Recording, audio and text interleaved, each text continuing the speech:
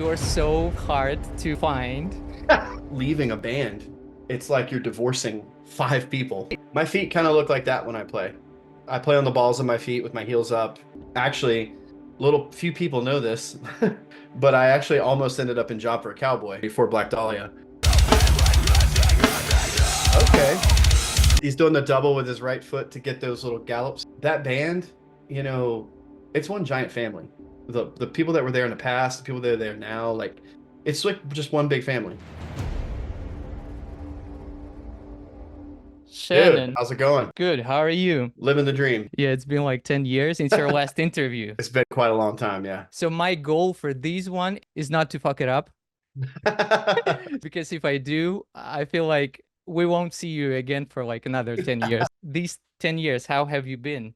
Because I remember the last interview was, I think it was in Virginia, the one when you were like leaving the band and stuff. It was Yeah, there's a few like I think I did a few interviews around Mhm. 2014. Like I think it was like the Battlecross filling in Mhm. for them.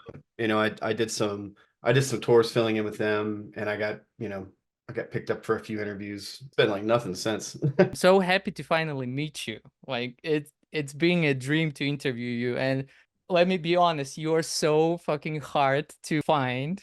I asked a few people and no one had like your information on how to like find you. And the Yeah. only person who could help me is Ken from Aboard It. Yeah, we're Yeah. tight. Like we talk pretty regularly. And I saw the video collab, the cover thing for Nocturnal, and thought it Uh-huh. was super cool. And Thank you. yeah.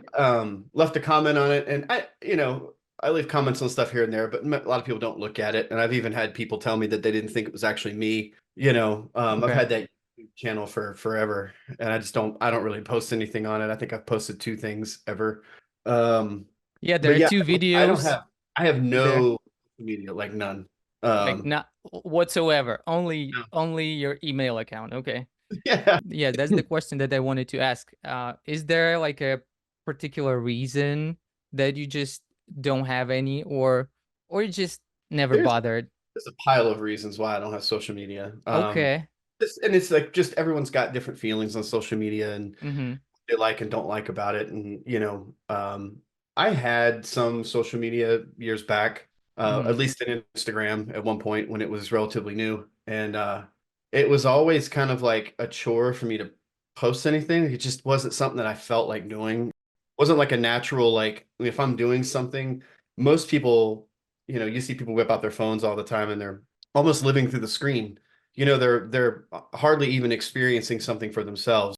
They're doing it through the phone, and it's like they have to document everything and they have to post things to share it with other people. And for me, I just always felt like it was just my experience and just want to be here and present, and I don't really think about taking out my phone. Like I went to NAM this year, was out in LA, and I was hanging out with all these friends I haven't seen in years, and it would have been a great opportunity to take photos, and I just forgot and take any. Like I was just having a good time.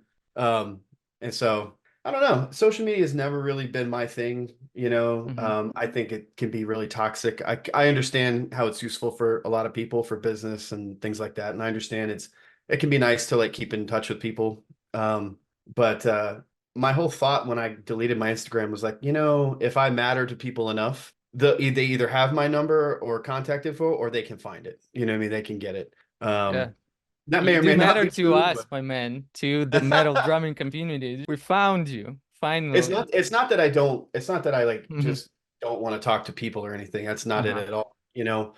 Like if I go to a show and people run into me and want to talk, I'm more than happy. But yeah, with social media, it was just never my thing. I never really liked it. And it's pretty liberating to not have it. It's not, you don't fall into that time suck, where you just staring, doing the death scroll on your phone and there's drama and the whole nine. I just don't even care. Like I don't, for some people, they enjoy the social, like the validation for whatever they do. Like it means a lot to them to get, likes and things like that. And Mm-hmm. my brain doesn't work that way. I don't really care. That's good. Uh, That's good. And yeah, and as you mentioned, yeah, it's very draining. I'm as the admin of MDU, you have to post kind of every day. You have to feature many drummers and, as many as possible. And you have to have different drummers on the page. And sometimes it can be really, really draining. So Yeah. yeah, I thought about quitting so many times, and I'm still thinking, why am I doing all of this? Like, Well, why? the only reason to do anything is because you love it. Yeah, if you You have know what I mean? fun with it. Well, we have to do our jobs, I guess, whether you love that or not. But um, yeah, no, I admire people that can do that. I know I have so many drummer friends that have gone the YouTube route where Hmm. they don't really tour anymore. You know, they're just full-time YouTube, and it is like constant work for them, like constant. I mean, the upside is they can say they work for themselves, but you know, it's a lot of work.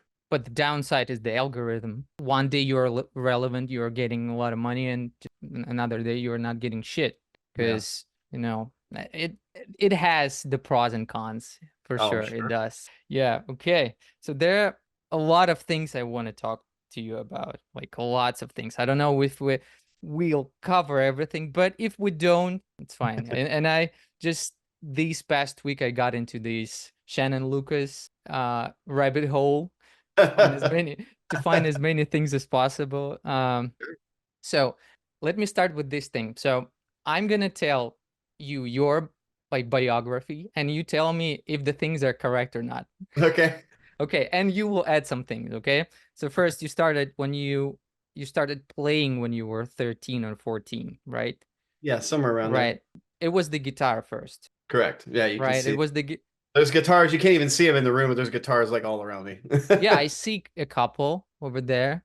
Is it? There's a boat back here with more guitars in them. There's a Yeah. lot of guitars in my house. This one looks like Iceman, isn't it? Like the blue one. That is actually that one right there. It's a Uh-huh. swirl. It's a Steve Vai. It's an anniversary of the Ibanez universe for Passion and Warfare, his album Mm-hmm. that came out in, like, I think it was 90. Um, they made three different swirl patterns or three different color Mm-hmm. schemes that matched certain colors off of Passion and Warfare. And that one was Passion. So it's like blue, pink, and white. It's all swirled in, looks like cotton candy. Mm-hmm. They only made 77 of them. So that's what that is. Wow. Did you get it like when it just came out, or it was like reverb I wish. situation? I wish. I got it down the road when it was far more expensive. Uh-huh. So the guitar thing, it was your first instrument, Correct. right? And then it was slowly drumming, right? You said in a couple interviews that you wanted to play the guitar, but all the drummers that were in the local bands and everything, they were like not good. Is that correct? More or less, Not as good. I'm from a real small town, right? And Uh-huh. there's not a lot of musicians here to begin with. So there's even fewer drummers, and there's Mm-hmm. even fewer drummers that even are interested in metal. So I played drums on the side. I enjoyed it, but I didn't really want to be a drummer in a band. You know, I just was so obsessed with guitar, and I wanted to like play guitar. And I think it was about 15 years old, and I was playing with this guy, and we were trying to do a bunch of Slayer covers, and like I could play the drums. I could play the parts, but I didn't want to. And we Yeah. couldn't find any drummer that either A could play that kind of stuff or B even wanted to.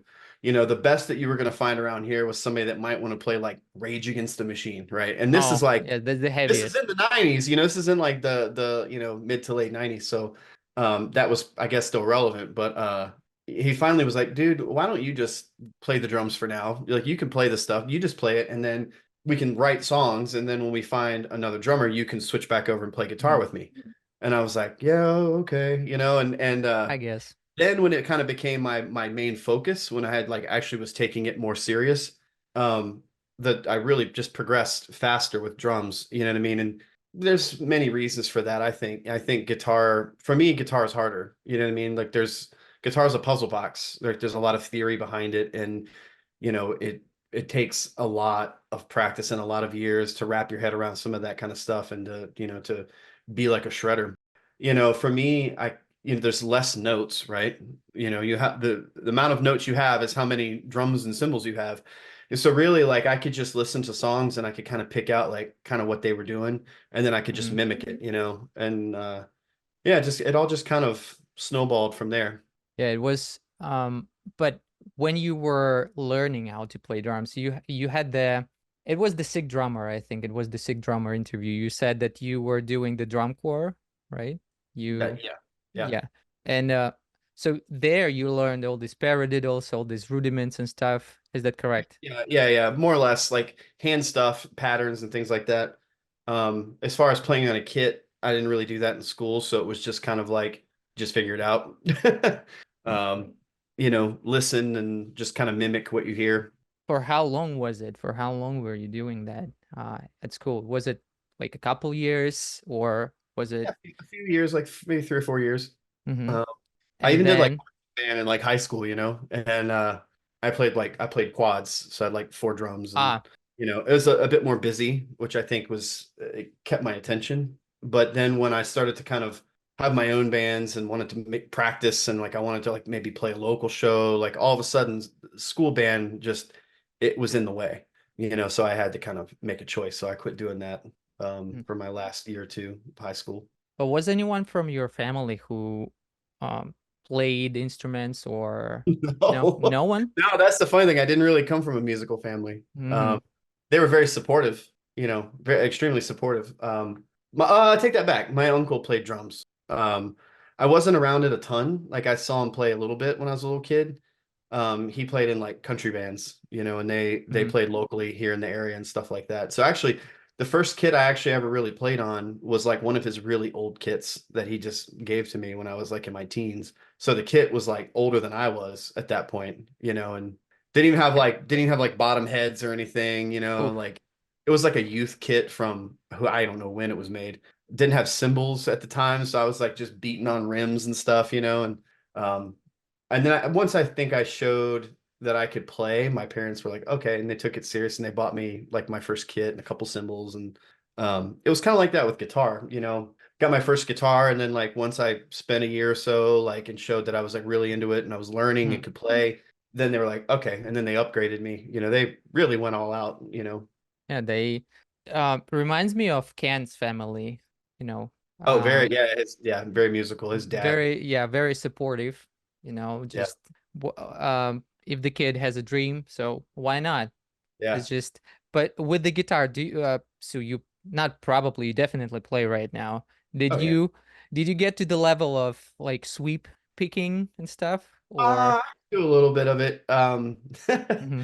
I could do a little bit of it. So I kind of like stopped playing guitar for a very long time. Like when drums took over, and then I went off and like I was playing in a bunch of bands, and then I started touring, and like it really just there was no place for it. And then when I was like the starving musician when I first started to tour, Mhm. I was like selling everything I owned just to eat. You know what I mean? So like there were no guitars in my, wherever I lived.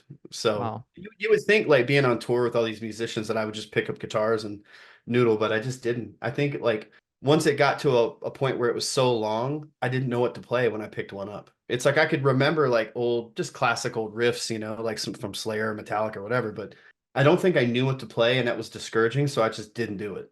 And it wasn't until like a handful of years ago that I got back into it and like was like, all right, I'm gonna start over. Like I'm gonna start learning theory, and I'm gonna start like learning all these things that you don't want to learn when you're 13. You just 13, you just Mhm. want to play songs. And that's been a really cool journey. Like I really enjoy it. And I get something completely different out of it than I do with drums. And settings, like setting where you are playing, just when you were on tour, it's not the right setting to play the guitar. Of course it's discouraging. Yeah. And especially when you're around the guitar players who are really good, who do that every day, do that on the Mhm. regular basis, they might look at you. It's kind of intimidating, of course, when you are at home. Is that I think I should have gotten into it back then because I would have had just daily access to these guys, like that could just teach me and show me cool things and answer stupid questions, but back then it was like just drums were the focus, like, and you get wrapped up in like tour routines, and and then you're focusing on that, like warming up for that every day and playing every day. And yeah, I don't know, it just kind of wasn't a thing in my life at the time. And then but I'm glad it kind of and came back. Yeah, and you don't have time for that. You just, when you are touring, what would you rather do, sleep or practice the guitar, right? Like sleep extra hour or practice. Okay, Right. so um we already talked about like the beginning, right? Of your metal drumming. I had the question, which is why metal drumming, and you already answered it, didn't you? Yeah, because you were playing in the Slayer cover band, is that correct? Or what? Yeah, Yes. I think so. I got into metal really young. So Mhm. like let's see. 6th grade for me was Mhm. like when I got my first CD player. And so for Christmas that year, I got a CD player and I got like a stack of CDs, right? So this is like, again, this is the mid 90s. And so I'm into whatever's popular, right? Because I'm finding stuff on MTV, right? MTV is Mhm. like super popular in the mid 90s. You have Beavis and Butthead, which like every young kid watched and like found bands through that Mhm. show. Um, and there was actually like, Headbangers Ball and things like that. So Yeah. I found like in that first stack, there was like Pantera Far Beyond Driven in there, Oh. and like there was like Soundgarden and all sorts of stuff. It was really a varying stack of CDs, but Pantera was in there. My dad had the like Black Album when I was a kid, Mhm. like on cassette, and I used to listen to it in his truck. And so like I had already been familiar with Metallica. Um, and it just kind of went from there. And there was like the music in the 90s was kind of strange. There was so many weird things happening with different genres and but And so grunge yeah, taking over. Mhm. yeah, new metal came in the late 90s and but I was just really attracted to like the aggressive drumming. And then when I started to hear stuff that was faster and faster, like it just spoke to me. You know what I mean? At least for drums, I was like, man, I want to play that. Like I remember the first time I heard One from Metallica and I was like, what's that? Like I wanted to play that double bass. And then, obviously that's just like not even scratching the surface. And then you hear Slayer and it's like the next level, right? And then after Slayer, you can go in different directions. You may not be ready for Cannibal Corpse, but I did get into death metal at a pretty young age too, because I was always jamming with guys that were like 9 to 10 years older than me. I played with this bass player who was like, a wild player and really good, but he knew a lot about like death metal in the 90s. So he like gave me all these like dubbed cassettes. Some of them weren't dubbed actually. Like I think I had Eaten Back to Life, and there was like Deicide Legion, and there was some Morbid Angel in there. I don't remember. Some Napalm Death. But yeah, just really cool stuff. And so I started listening to this old death metal, and I was like, "What? This is amazing." Like didn't even really know what they were doing at the time. Because we didn't have like YouTube or anything, so Mhm. you couldn't just pop a video and see how these guys were doing it. You just had to have to listen and like figure something out. So that was kind of it for me, like playing drums. Like even today, when I get behind a drum kit, like it's cool to learn and play something different that's not metal, to get out of your comfort zone. But at the end of the day, my body always wants to just start going fast. You know what I mean? Like I can tell myself, like, okay, I'm gonna sit down and just learn some sort of non-metal fill, and try to like add something to the arsenal. And before I know it, I'm just like, like I And just it's can't stop myself. already blasts and fast Yeah. double bass. You'd think that I'd be sick of hearing it by now, but I'm not. If you really like it, you're never gonna get tired of it. Of course, we can listen to some Dua Lipa or whatever the fuck, which is good, which is amazing. But I don't know. I can't live without some like heavy stuff like on the regular basis, especially when you hit the gym. Yeah, oh It's yeah, just that's the best music for it. absolutely. Yeah, Yeah, I think that's it's the challenge is part of it. I think it's like I always like to be challenged with what I'm doing. If I get bored, then I'm just not interested. So I think that's been the benefit of that style of drumming is that it's always work. You know what I mean? Just to maintain, especially the older you get, trying to maintain any level of speed, it's a lot of mundane practice. yeah. And with human body, when there's arthritis and stuff like that, it's way more difficult to do that. You said that One was the song that kind of made you want to play metal drums. Was it? More or less. I think it was the first More or time I heard less. double bass that really caught my attention. And I've heard other drummers mention it before. But yeah, I think it was like the first song that I heard that I was like, what is that? It was like just a cool pattern, and there's plenty of double bass that existed before that, but it was a very catchy kind of like aggressive pattern. It wasn't just, it wasn't like Judas Priest Nightcrawler Hmm. kind of thing. It was something else, and I had never really heard anything like it before. So yeah, Was it the part that's da da da da da da da da da yeah, da da? Was it oh yeah, the one? yeah.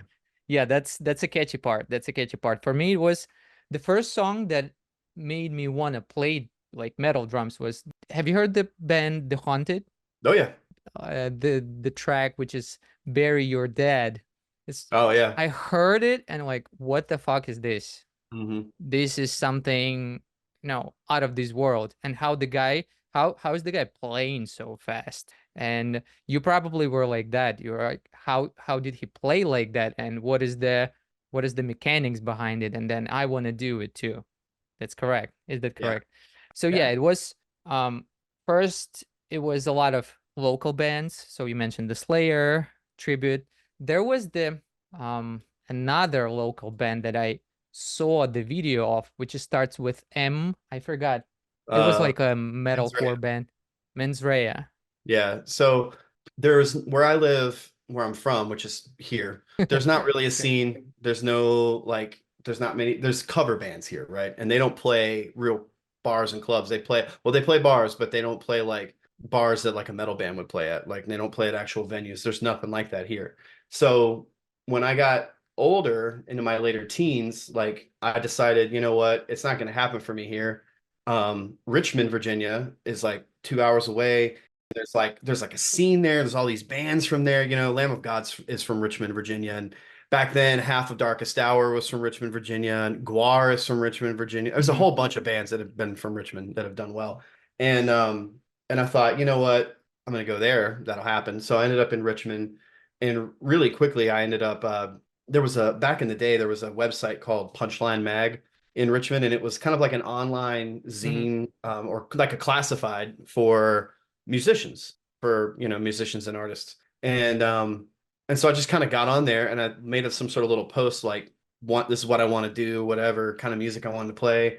And I started getting a bunch of calls because the drummers are always in demand, I guess. And the band that I ended up getting hooked up with was called Mens Rea, and Mens Mhm. Rea had the late Corey Smoot from Guar. He was Flatus Maximus for a good number of years. Oh wow, I didn't know that. Yeah, it was a fun band to be in, and I learned a lot from him. And I was in that band, and then maybe a year later, I ended up joining this like kind of grind death band called War Torn, and I heard that of was War Torn. Mhm. yeah. So that was like two very different kinds of bands. But when I got into War Torn, I there was something there that got me really excited, like doing all the blasts and stuff, and like it was the first time I think I'd ever like experimented with triggers, like trying to do fast double bass. And the guy in the band, the guitar player who ended up doing that band Asphalt Graves that I, put a record out a The few years side ago. project that you were in. Yeah, the guitar player Adam was in War Torn with me, and he really exposed me to a lot of music that I had never heard, like a lot of underground metal, like tons of grind and like more underground death metal, and like so then I like there was like this whole new thing with like back in the day it was like Unique Leader bands. So pretty much everything off of Unique Leader I was trying to listen to and was getting into, and I found my love for grindcore, and I just loved that, like just that drive, of that kind of stuff, like especially grindcore.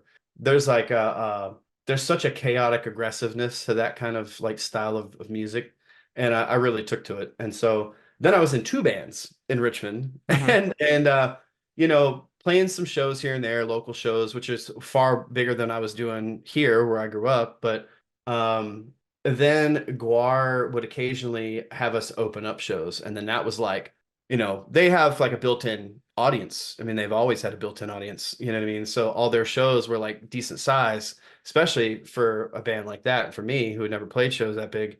And I just got my first taste of it and was like, I want to do this. Like Were the shows intimidating for you with the the amount of people first there, with the first audience? time. I remember the first time that we opened up for Guar. It was like the first big show I think I've ever played in my life. And I was like, just my palms were sweaty. Like I was nervous and I probably played everything too fast, but um That's happening to all the drummers that, play their first like heavy show. They, oh yeah. especially without the metronome. I guess that's the pressure of the first gig when you have all this adrenaline on you. Oh So yeah. it got you. But then when was the show that, made you just totally get rid of it? What was the show that you were like, okay, now I'm in my element, I would say. I don't know if that ever fully happened. I Wow. think I think I had nerves every single night I played a show in my life. But I think that's okay because I think that means that you care. Like you care how you play and you care how the band performs and what you're, how you support your bandmates. You know what I mean? Because like you can be You can be a guitar player amongst you know, two guitar players and a bass player, whatever. And if you bunk maybe a couple notes, or if you forget where you're at, you can kind of stop and start, and it's not that bad.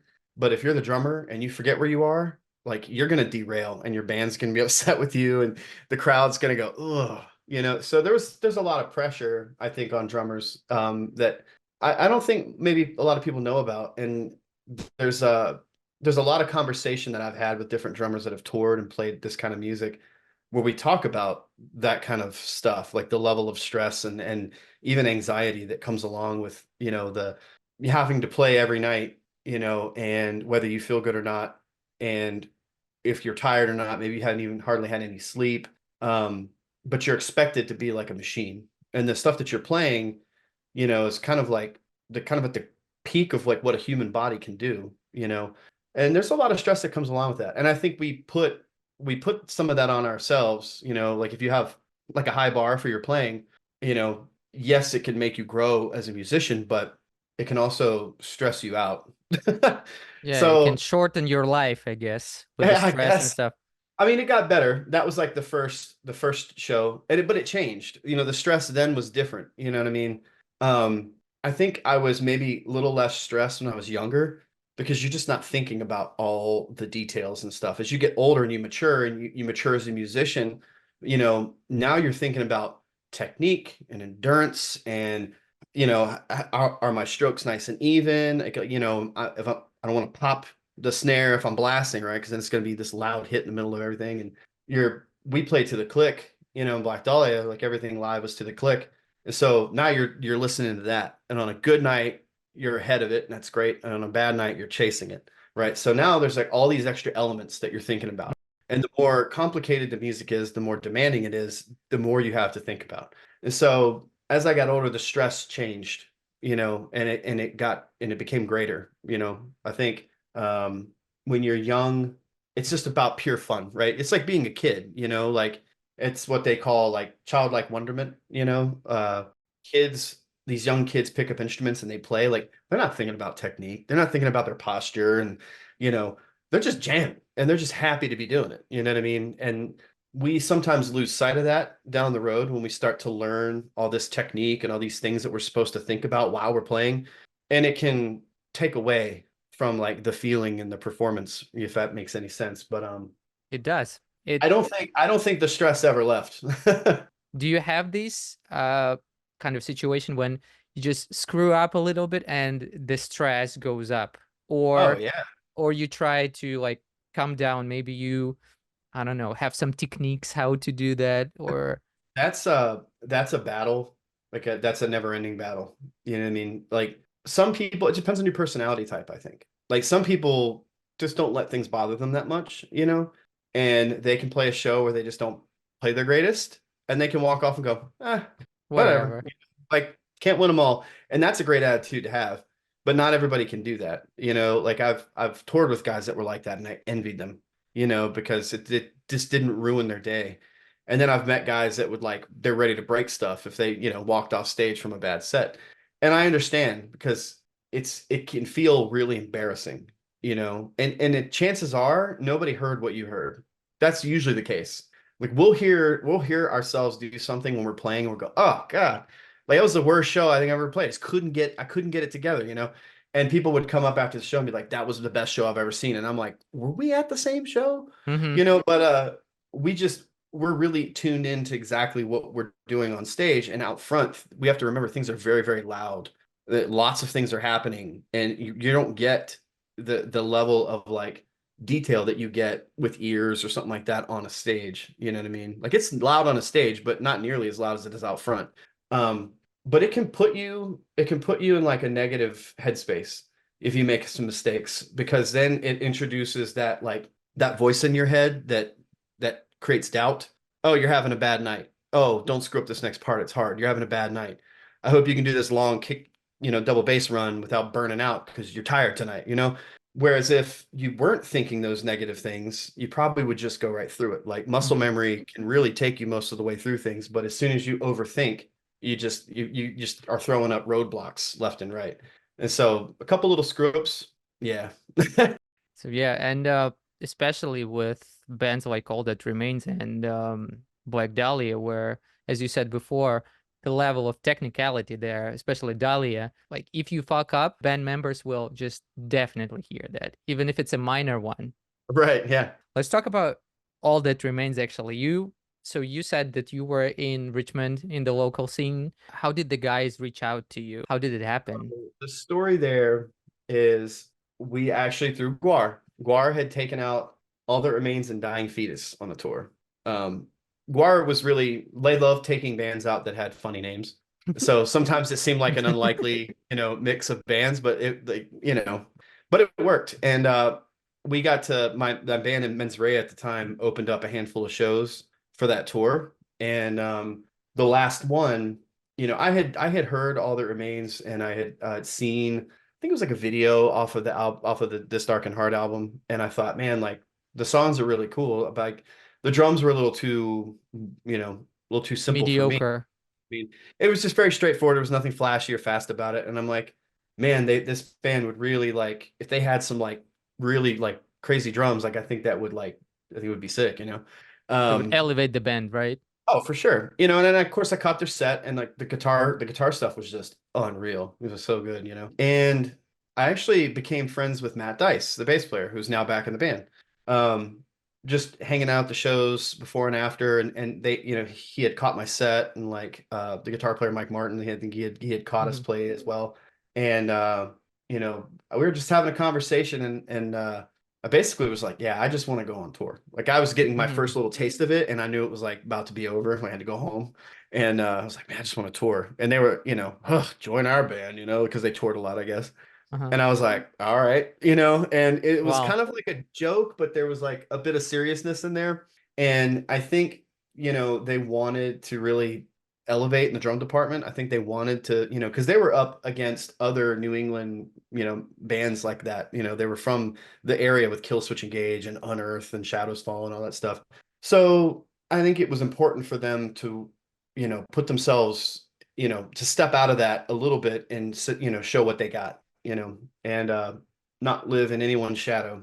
And Matt and I exchanged numbers, and would just kind of loosely text here and there.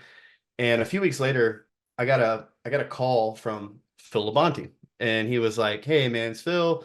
He's like, "Look, I know you and Matt have been joking around a lot about this, about you playing for the band or whatever." He's like, "But how serious are you?" And I was like, "I'm ready to go. You say the word. Let's do this."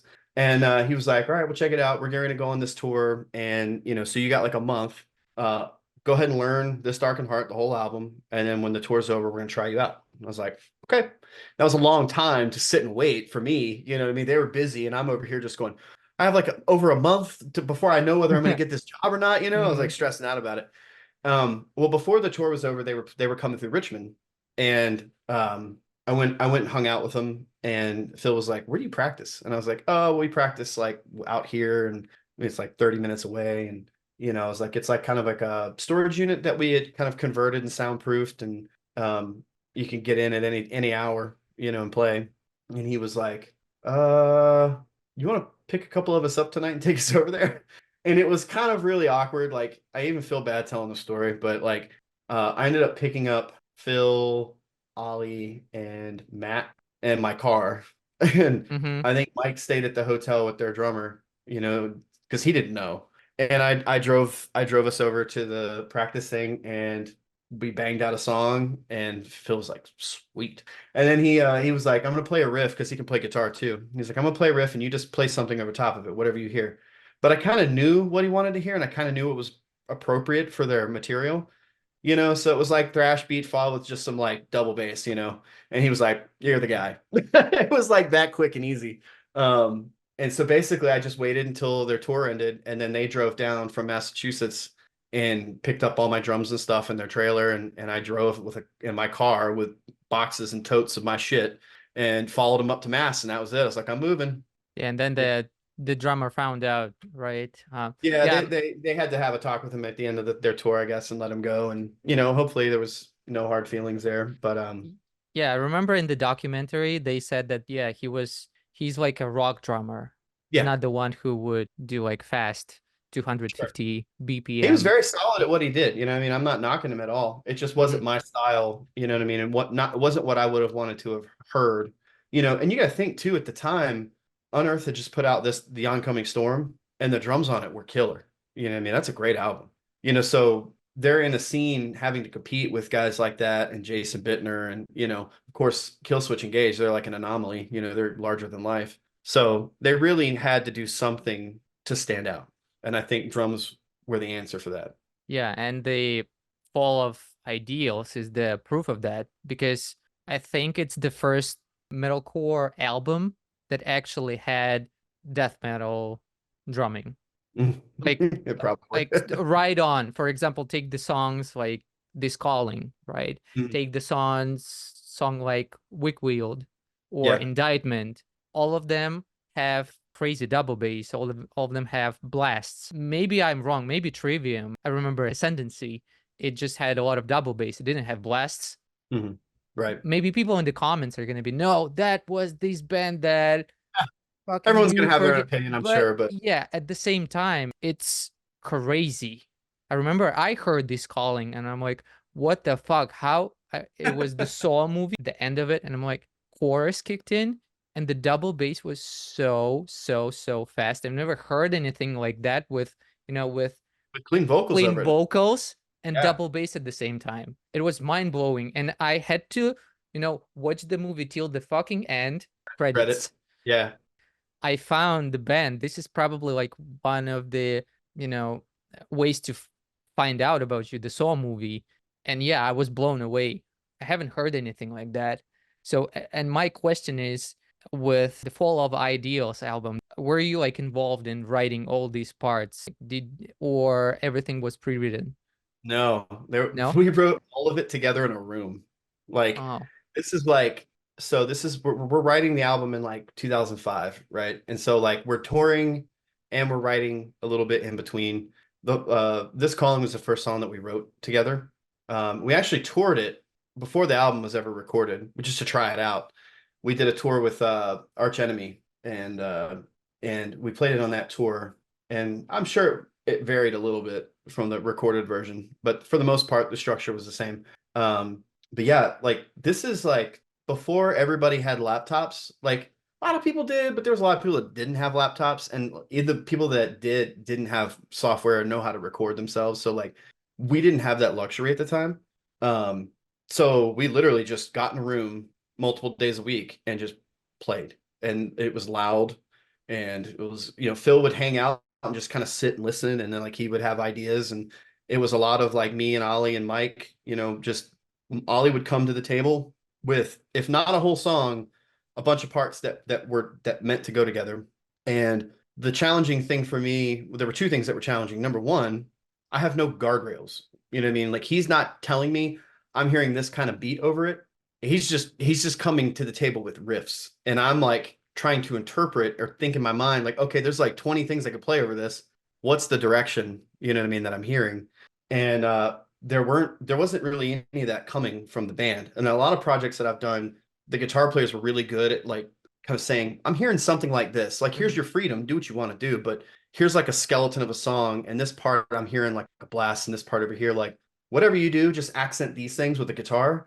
But there was none of that. It was pretty much like, here are my riffs, drummer, do drums, and there was a lot of freedom, which was really cool. And I was coming from being just obsessed with death metal and grind and all these things, and trying to like pluck elements out of it, but not overplay all the parts, like, because that band, there are parts in the song where you need just a rock beat, you know what I mean?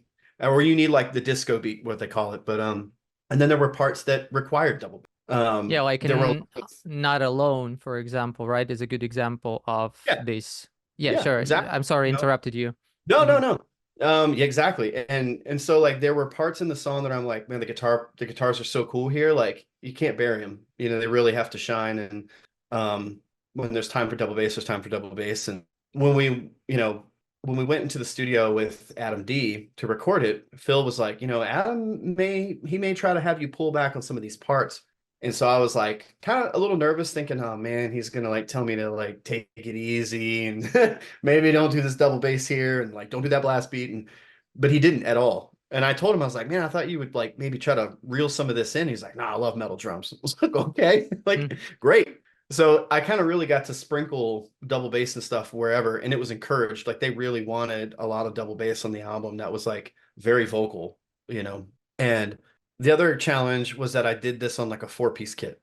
So I had like Oh, wow. I didn't have like 2 Chinas and like, you know, a bunch of like splashes and all these things. It was like I think 3 crashes and 1 China, you know, hi-hat and That's ride. it.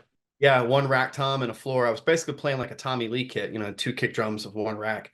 And so it really kind of forced creativity, you know, like how do you make a small kit sound big, you know, in a metal outfit? I mean, you could do it, but when you have a bunch of drums, it's just really easy to just rip through all of them, you know.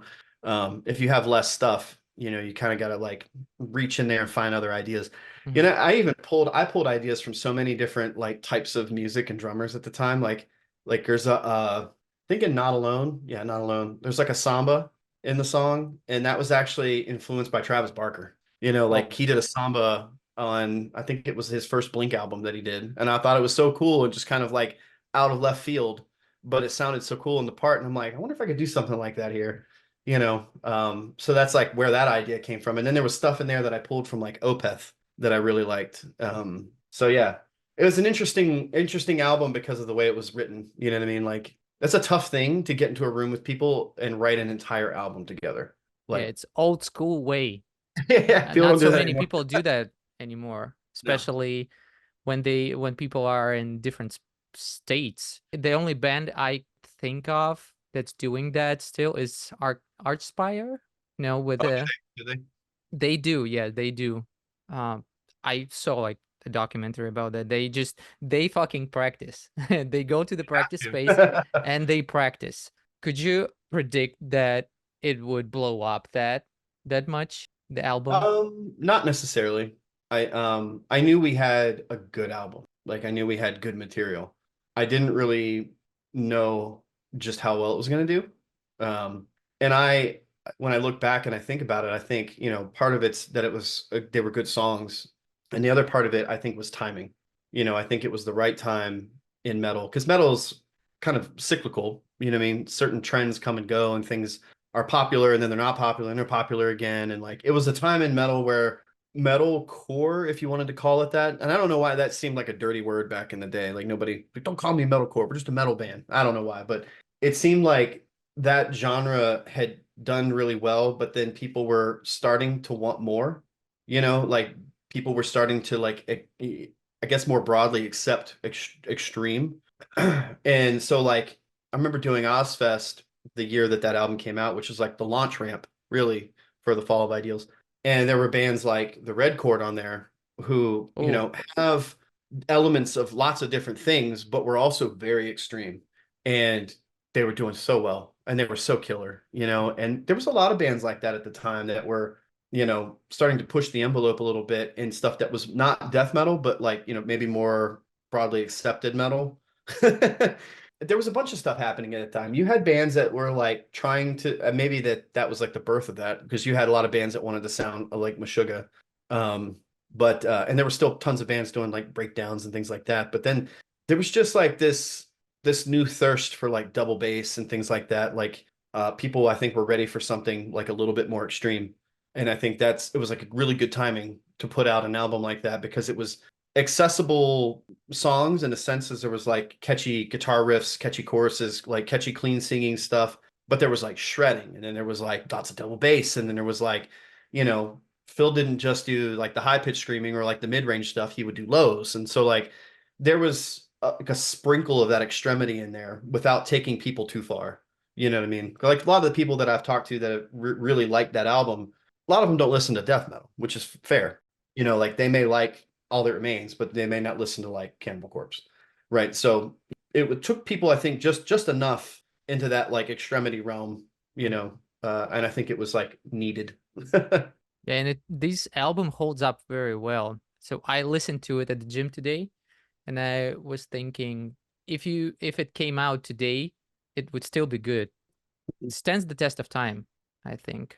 It stood. I like so. It's yeah. Anything else was a struggle for this album, like when you were recording? Like, were there like many takes when, you know, when you had to record it, or no, it was like smooth?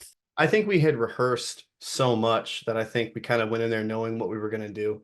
But I mean, any band, you're going to have disagreements and struggles. And, you know, I was like the youngest person in that group at the time, you know, and I was still very green and had a lot to learn. You know, so, you know, we all had our differences and everything, but Hmm. when it came down to the writing and like the recording, like we all went in and did what we were supposed to do. Yeah, and I remember when this calling video came out. I think it came out before the album, wasn't it? Didn't it? Yeah. I was thinking, who's that random guy over there in the video? It wasn't you. It was so it was at a we weren't touring at the time, and I had a disagreement about money Oh. with Phil, and and I basically was like, all right, I'm not going, you know, like, and so I just went home, and they had it was I think his name was Colin. He played for the band Kanai. Uh-huh. They had him fill in for a tour, and they shot that video. And I think they did it early because of the whole Saul soundtrack thing. Um, because that was going to be the single as well, or it was a single.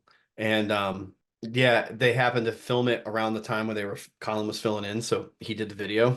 Mm. They did the tour, and then after that, Phil and I had it, you know, we had another discussion and kind of ironed things out, you know, and I came back and, you know, we went off and started touring the album. How long did you How tour long? with the band before you decided to move on? Was it like a year after the album came out? Because I remember the DVD, it already had Jason as a drummer. Right. So I didn't even no, I think I only did a few tours on the album before I left. Yeah, it really just came down to, you know, we just had some we disagreed on some things, and Hmm. um I felt If like it was my time if to like go and pursue something else, you know what I mean? Um and yeah, that's just pretty much what it was. Like I wanted to do something more extreme anyways, you know, and yeah, just if you're not on the same page, you're not on the same page, you know what I mean? yeah, And part of it I would chalk up to everybody being young, you know what I mean? Me being green. Uh but yeah, it just when your gut tells you it, you know, maybe your path goes somewhere else from here, you know, you just kind of listen. And so for me, I just kind of knew it was my time to go and pursue something else, you know. But I was happy that I got to tour on the album a little bit and support it and be there for the first couple really important tours for that album. And when I was ready to go, you know, they reached out to Jason and he came right on in, you know. Well, they did one tour. They did one tour with Tim Young actually after holy I shit, left. I didn't know that either. Yeah, they brought Tim in. I think with the foot stuff that's on the album, there's really nothing on there that goes in over 220 BPM, which but still fast is fast, right? And I think Phil thought, well, we need a drummer that can at least play that, you know, and so they had met Tim through his band at the time, Divine Heresy. That was it. They With played, Dino, right? yeah, The with one Dino. that. They actually played before they really, I don't know if their album was even out. They actually sat on our gear for 4 songs at the Whiskey in California. It was like a spur of the moment thing where they kind of showed up and they're like, you know, we were like, hey, you can play a few songs. So they literally jumped on my Tim played on my kit, which is hilarious because he's Hmm. got like 4 racks and like he's got a big metal kit, you know what I mean? And I'm like, dude, you're more than welcome. Have at it, you know. I'm like, I know that's not your setup. And he was like, I don't know what I'm gonna do with one rack, Tom. I'm like, lots of back and forth, man. Like, but he sounded Yeah. great. He's such a great drummer, and I like loved some of the stuff that he had done in the past. You know, like that old Hate Eternal record that he did, and he had done some other stuff on Unique Leader back in the day. So I was pumped. I was like, Tim's playing my drums. It's sweet, you know. Um, so I don't know if that's where they got the contact for Tim, but Tim filled in one tour, and then after that they got Jason, and I think Jason was a really good fit, you know, for the band in the long run, you know. But it I was think hard I for think him in the beginning. It was hard for him in the beginning to was it play those parts. Anyways, yeah, I saw this DVD, and so since the album is so technical, so difficult to play, whether it's a guitar or drums, it's of course the first tours you are probably gonna struggle. So, Oh, and sure. Takes time to but settle in with new songs. it does. But, have you seen the band on their anniversary tour actually for the Yeah, self-title? Oh, yeah, not yeah. I self-title, the did. Fall of I did. Ideals. Yeah, I actually still I'm in touch with a few of the guys, you know. Every now and then I'll, you know, chat with Mike or Phil and I have Hmm. you know, we buried the hatchet years ago, you know what I mean? And at the end of the day, like we found ourselves on a tour together back in like 2009. I think we did like the Mayhem. It was like a festival tour in the States, like, you know, big festival. And I think it was like 6 weeks and we were both on it. Two different stages, but we were both on it. You know, and I think at that point it was like just so obvious, like, you know, this was the right move. Like you're here and you're doing it and you're happy, and I'm here and I'm doing it and I'm happy. And we're both here just doing the thing, you know, like how lucky are we? You know what I mean? To be just two dudes that get to keep touring and playing metal. Like, how cool is that, you know? And so it was kind of nice to just put the past in the past, you know what I Hmm. mean? And as we, you know, grew older, him and I actually have far more in common than we did when we were younger. So we get along much better now. And you know, the Fall of Ideals had its anniversary, and then just this last year, towards the end of the year, I think it was towards the end of the year, the album went gold, which is really cool. Oh, So yeah, I'm still waiting on my gold plaque, but you know, that can take a you'll while to get come. it. You'll get Yeah, it yeah, yeah. But eventually. anyways, very exciting, very exciting. Gold Um, is when 500,000 is sold, right? Or no? Or a correct. million? Correct. That's 500, I believe. I think a million's platinum. When you were at the anniversary show, haven't didn't you guys have the idea to just play one song together? Oh, no, I didn't see them in person. I just Ah, watched you videos. didn't see. No, no, I didn't actually catch anything in person. Um, yeah, that's always a funny thing with drums because you have to hop on someone else's drums with someone else's pedals, and it's probably just not going to work. Yeah. I would be a little hesitant to want to even try that because most drummers I know are pretty finicky about like their pedals and their setup, and like if things are in the wrong place, you're going to swing and miss, you know, like it'd be like playing a guitar with the strings like further apart or something, you know. Anthony did a great job with it. Oh, he's a great Uh, drummer. I mean, yeah, he's done a lot of stuff, a lot of different bands, you know, killer drummer. yes, But yeah, I'm pretty sure he does double strokes with his feet, and he his pedal does. they're probably set up in a way that I can't play them. Yeah, he's working beneath the massacre is just That's some extreme crazy. stuff. Yeah, all their main stuff's walk in the park for him.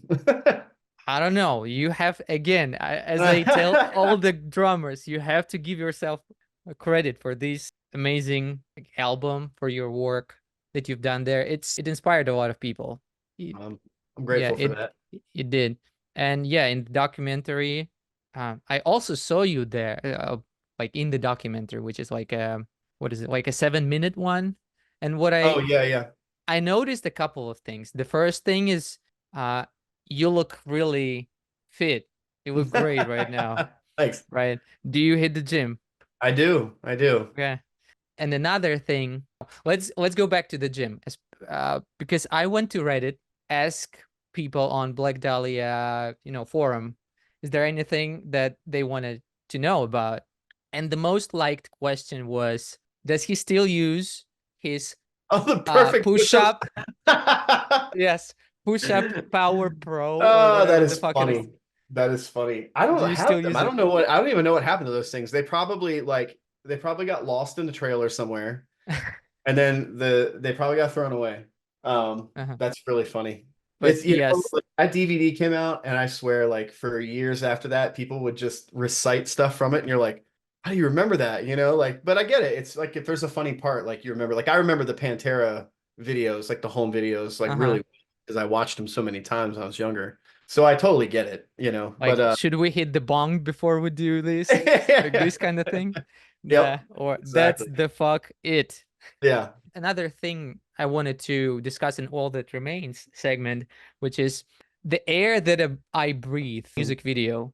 Whose idea was it to just get a fucking helicopter? It's probably the guy that directed the video. Like, I think he came up with the treatment, and it was probably like his idea. Um, Uh-huh. I But don't was know. it fun? Do Awesome. you It was remember it? so cool. Yeah, yeah, yeah. The pilot, he flew there's a TV show back in the day called Airwolf, and he flew on Never the heard of TV it, but show. Yeah, it was a popular show, and then he flew for he is a stunt pilot, in California. So he did stuff for like the Mission Impossible movies and like Fear Factor, I think he did some stuff for. So it was like really cool to meet the guy. And the bottom of the helicopter was like the glass. And I sat in the front next to him. And so basically we went up in the air and the director was like, basically, once we get our shot, you can play around and flam around and do whatever. And so it was cool. Yeah, he did some stuff where he would come down and like skim the ground and it was rad. It was like a really cool experience. There was a whole bunch of stuff that day that was like crazy experience. Like there was that they had the explosion in the video like I was the closest to it. Just the force of it like blew my glasses almost off my face. And Holy shit. they had to have fire department there, you know, legally to do the pyro stuff. And even though it's the middle of a dry lake bed, it's like what's gonna burn, right? But they were super cool, and like I tried to get them to let me drive the fire truck, and the guy was like, "Man, if I wouldn't get fired, I'd totally do it." But he took me for a ride in it, like through the dry lake bed, and like I got to like work the sirens and stuff. What a great Yeah, day. anything I could get into. Like there was like a forklift, I just jumped in and started driving it around. Like, I mean, when you're in the middle of like, you know, just a dirt lake bed, what do you do? Yeah. But the idea of the video, it just still doesn't fucking make sense to me. I mean, it's great. It's good in its own way. But Yeah, no, I get it. I'm just imagining, you know, the pitch meeting, you know, of the director. Mm-hmm. He's like, okay, so right now, so we're gonna take this fucking metalcore band, put them in the fucking helicopter. You, dude, with the rings in your nipples, you're gonna be up front. It's just like, and then you're gonna get to the landing spot and you're gonna fucking play. We're It's just like getting cool. dropped off at the gear, I guess. Yeah. And I remember when, again, in my Russian fucking dorm, when I was at the university, I was watching this video. I was thinking, these guys are probably fucking rich from metalcore.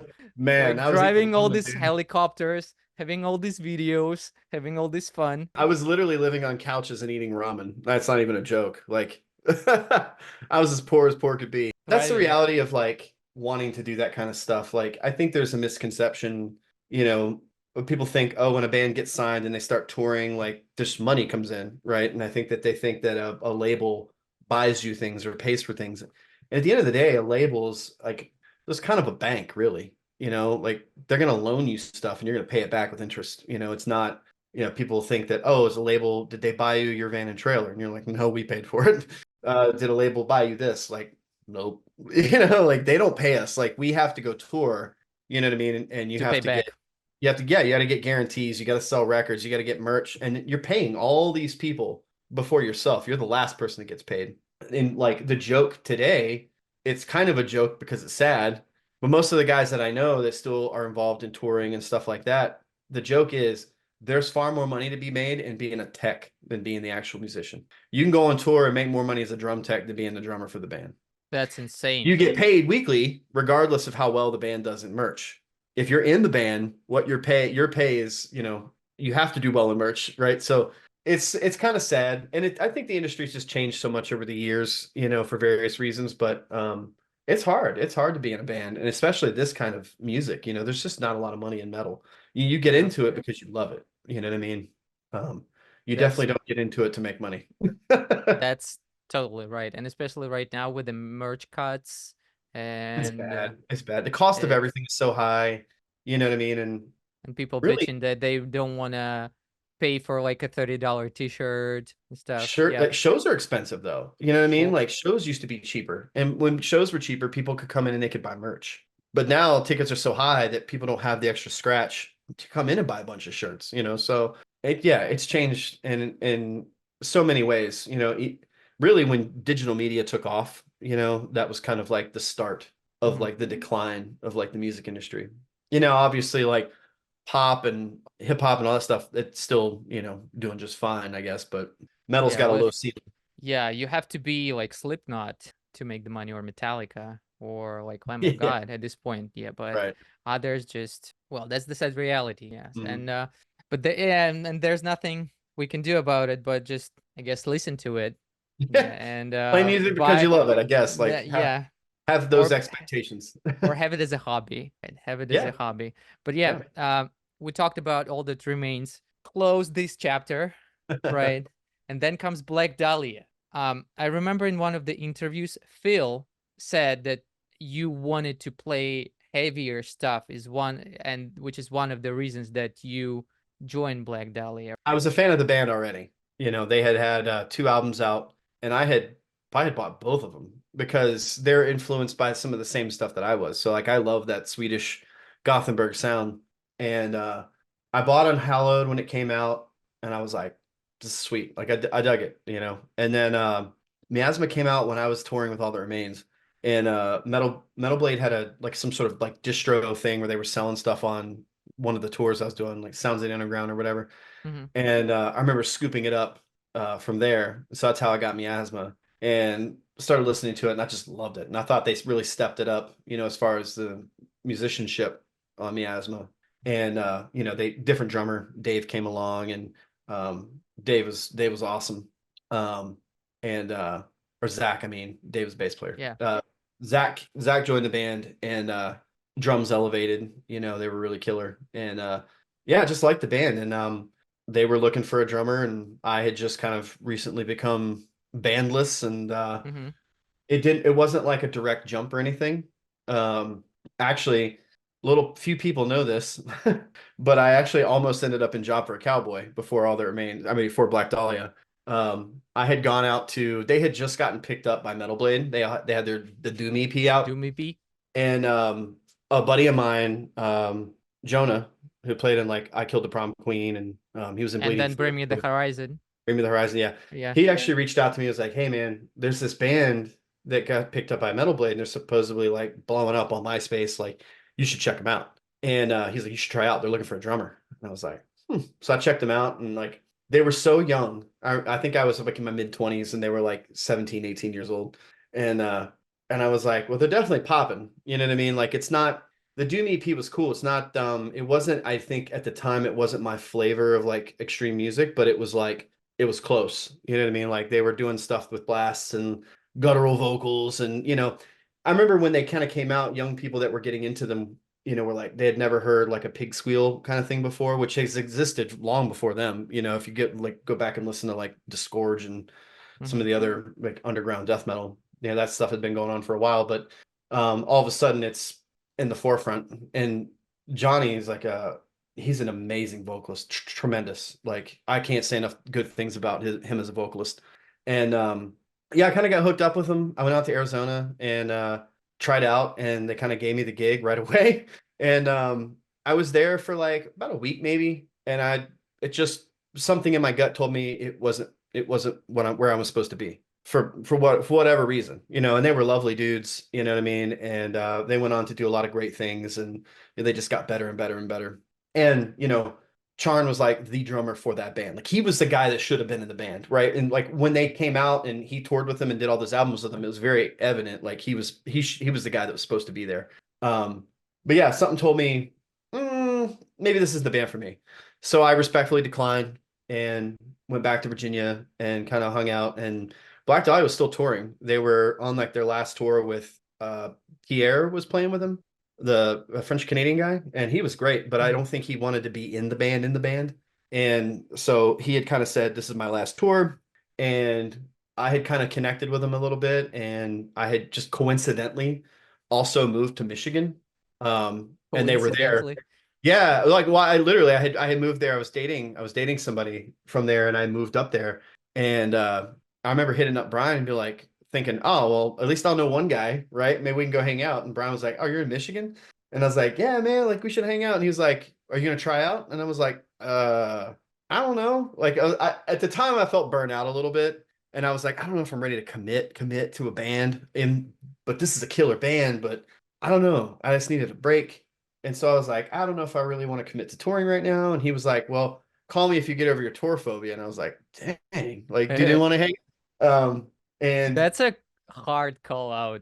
I love Brian, but yeah, I wanted to hang out, and he was like, call me if you want to jam, man. And I was like, but I picked up just a job, you know, I worked at like a Guitar Center there, because I didn't know what else to do. And Did you want me to tell like the whole story of how I joined the band, I or mean, it's because this can go on for a long time? I don't want to stop you. That's the thing. What you are doing is great.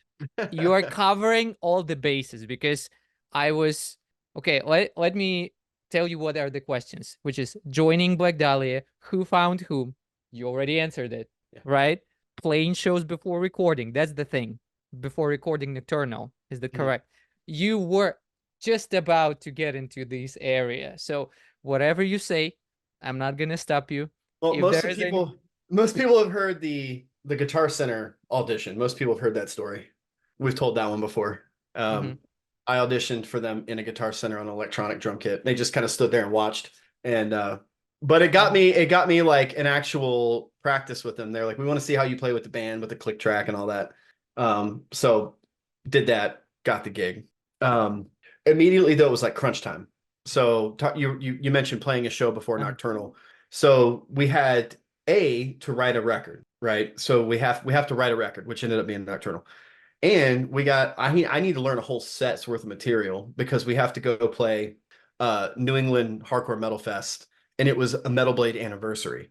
Oh, So that's a lot of we're pressure. filming the whole thing, right? So it was gonna be my first show with the band, and they're filming it. And so the pressure was on, you know what I mean? And so it was like a lot of practice, and simultaneously we started writing material. And so it was like just right out of the gate, boom, you know. And so yeah, New England Hardcore Metal Fest. I think we did maybe one more show before we like went in the studio. I think it was like maybe only 2 shows. They're both killer. They're both great shows. But have you had a lot of struggles learning the parts of Zach? And I don't remember the first drummer, Corey? but Corey, yes. Was it? I know that All That Remains prepared you, kind of, with blasts and double bass. I don't think it's enough. Yeah, It's you're a right. different level of technicality. As far as speed and stamina, there was a lot of speed and stamina stuff for Zach's parts because he could get his feet going and just cruise. And that really was just time. If you just play to a click and you just keep practicing to the click, you'll get there. You know what I mean? And the stamina will come with it, especially once you get confident playing those speeds, you relax more. And so really that was just a matter of like just keep playing, keep playing, keep playing. And the stamina came over time, you know. I would say even in like to the first year I was in the band, my stamina was just getting gradually better and gradually better. Learning the parts, Zach's were more complicated. And I don't think I don't think I played them all perfect, you know, like I don't think every fill was exactly like the record. Like some were harder for me to kind of pick out because there's whatever the sounds they use to replace the toms on the record like could get lost if he was doing stuff with his feet underneath. It was hard for me to kind of pick out what was going on. So I think probably just for sake of time, like learning the material so quickly, I kind of just did what I thought I heard, a quick pass through, and going back and listening to it later, I'm like, oh, that feels a little bit different on the album, but it was fine. You know what I mean? I got it about as close as I could get it with the time that I had, and then just kind of just went because from there it was like if you start touring and then you have a new album come out, there's less time to go back and listen to old material and see if you can iron out all these little fills. I had to learn the new material, or at least be able to play it on tour. So things just moved really fast, but Zach wrote some cool parts. Yeah, it feels, and I remember Alan in one of his interviews, he said that, what is the difference between Zach's parts and your parts? It feels like Zach's parts, he said that they never repeat, like when it comes to fills. With your parts, you know, for example, when it's before the chorus, some fills can, you know, repeat, stuff like that. But with Zach, feels like he improvised a lot. Maybe Zach himself can comment on that thing. Yeah. But did you feel like that too, or no? Thinking back about it, like, yeah, I could see that. There's definitely a lot of variations of things, which if I had to guess, I would say they probably were a bit kind of freestyled in the studio, you know, which there's nothing wrong with that. Absolutely nothing. The way my brain works, when I look at drums, I think about patterns and I think about like guitars too. So think about a song and think about like a little noodle thing that a guitar might do that might, you know, just be a little thing in like the beginning of the song. it's kind of cool if they like reintroduce it somewhere else because it's part of that song's identity, if that makes sense. Like that little noodle isn't just a trick anymore. It's now a little piece of the identity that can come back into play. It's like I'm trying to think of a good example here. It might have like a tail end to like a riff, right? You know, we have a riff and then it repeats, and then at the end of the second time, there might be a little tail in the end where there's something extra. And it may only do it once in the beginning of the song, but what if you bring it back later on in the song? You're referencing something from the beginning of the song, but it's still an identity to the song. I think that can exist in drums too. And it doesn't mean that every fill needs to be the same, but there can be things that you do that you reintroduce because it's part of that song now. Yeah, what you said reminds me of Trevor's lyrics. You know, when the chorus, for example, is the same 2 times, but the last chorus is a little like the last sentence is a little bit different, or maybe very different. It has Right. different, you know, sentence. I don't know how to fucking Sure. explain that, but at the same time, it's just it gives flavor to that, Right. right? Yeah. That's what we're talking about. Yeah, Okay. yeah. Yeah, I can appreciate like lots of different fills and stuff in a song. But I also appreciate like patterns and repetition. You know, like I don't want to hear somebody get in and just do the same fill in every song, but at the same time, those fills can exist. Like when you get into like death metal, it's common to hear certain fills. You're going to hear it, right? It's just like you're hearing blast beats, right? At the same time, you know, you don't want to do them over and over and over. Yeah, I like the idea that you can have a fill that's not overly complex and you can like reintroduce it in the song multiple times. That's good. Yes. And it's also simplifying your, not simplifying, it makes your job kind of easier too, a little bit, just a little bit. Right. I'm not an improv guy. I have found recently that like improving fills while recording can be really good because you can do something really creative. So to not be closed off to that, because in the past it was like I literally would try to get the entire song like from front to end just perfect and be able to play it over and over like that before I went to the studio, and then would go into the studio and would just boom zip right through it. But yeah, Alan is very creative. You know, he has like a wide arsenal of fills and stuff, and he likes that kind of stuff. Like he's into like busy drumming, you know what I mean? And it's cool. I just when I write drums, it's just not as busy, I guess. It is busy. Like a lot of people still fucking struggle. They do struggle. Like I watched so many covers and it's hard to nail your stuff. I haven't been able to, you know, play any of the songs. Maybe like Death Panorama, but that's the only thing. Or like whatever. But anyways, since we started talking about the nocturnal, right, and recording stuff, how was the like nocturnal as the, you know, how was the process of the recording of the album? Do you remember anything? I remember it was I remember a lot of it. you remember a lot of it. Yeah. The funny thing about recording that album, it was very different than the ones we did after that. We recorded in New Jersey at this really cool studio. I think it was called Tracks East. And they did the guy that owns it did he did this like I think it was a self-titled Skid Row album there, which is super cool. It was a great album. Great engineer, really cool guy, cool studio, very comfortable. But it had come at a time where the band had really been off for so long, you know, like with the drummer hunt. And, you know, we really only done a couple shows. So there wasn't like just a ton of money in the bank, but we all needed to be there. And so like we literally all 5 of us stayed in one hotel room for a month. There were 2 beds. So there's 2 people to each bed. And I think John K had a cot that he set up. It was like, and I slept next to Trevor. It's like, and he would like karate chop me into sleep. You know what I mean? So I'd have to like hold his arm down. But yeah, we all lived in a hotel room together for a month. It was And brutal. it shows in the album, kind of. It show with aggression that it has. Maybe that contributed it to it. Maybe. I think there's a vibe on that album that kind of also stems from the fact that the band went for so long without a drummer, really worrying that it was like the end. You know what I mean? Like it kind of got to that point where they were like, is this the end? Like, are we just done? And you know, they had tried out a lot of drummers, but it just didn't feel it. Whatever it was, they didn't feel it. You know what I mean? So I think part of that was like almost like not a rebirth, but almost Desperation. like a resurrection. You know what I mean? Hmm. Like we're back. You know what I mean? And it was the vibe of the album was also very dark again, kind of like Unhallowed. Um, kind of back to I would say more of those roots. More so than Miasma.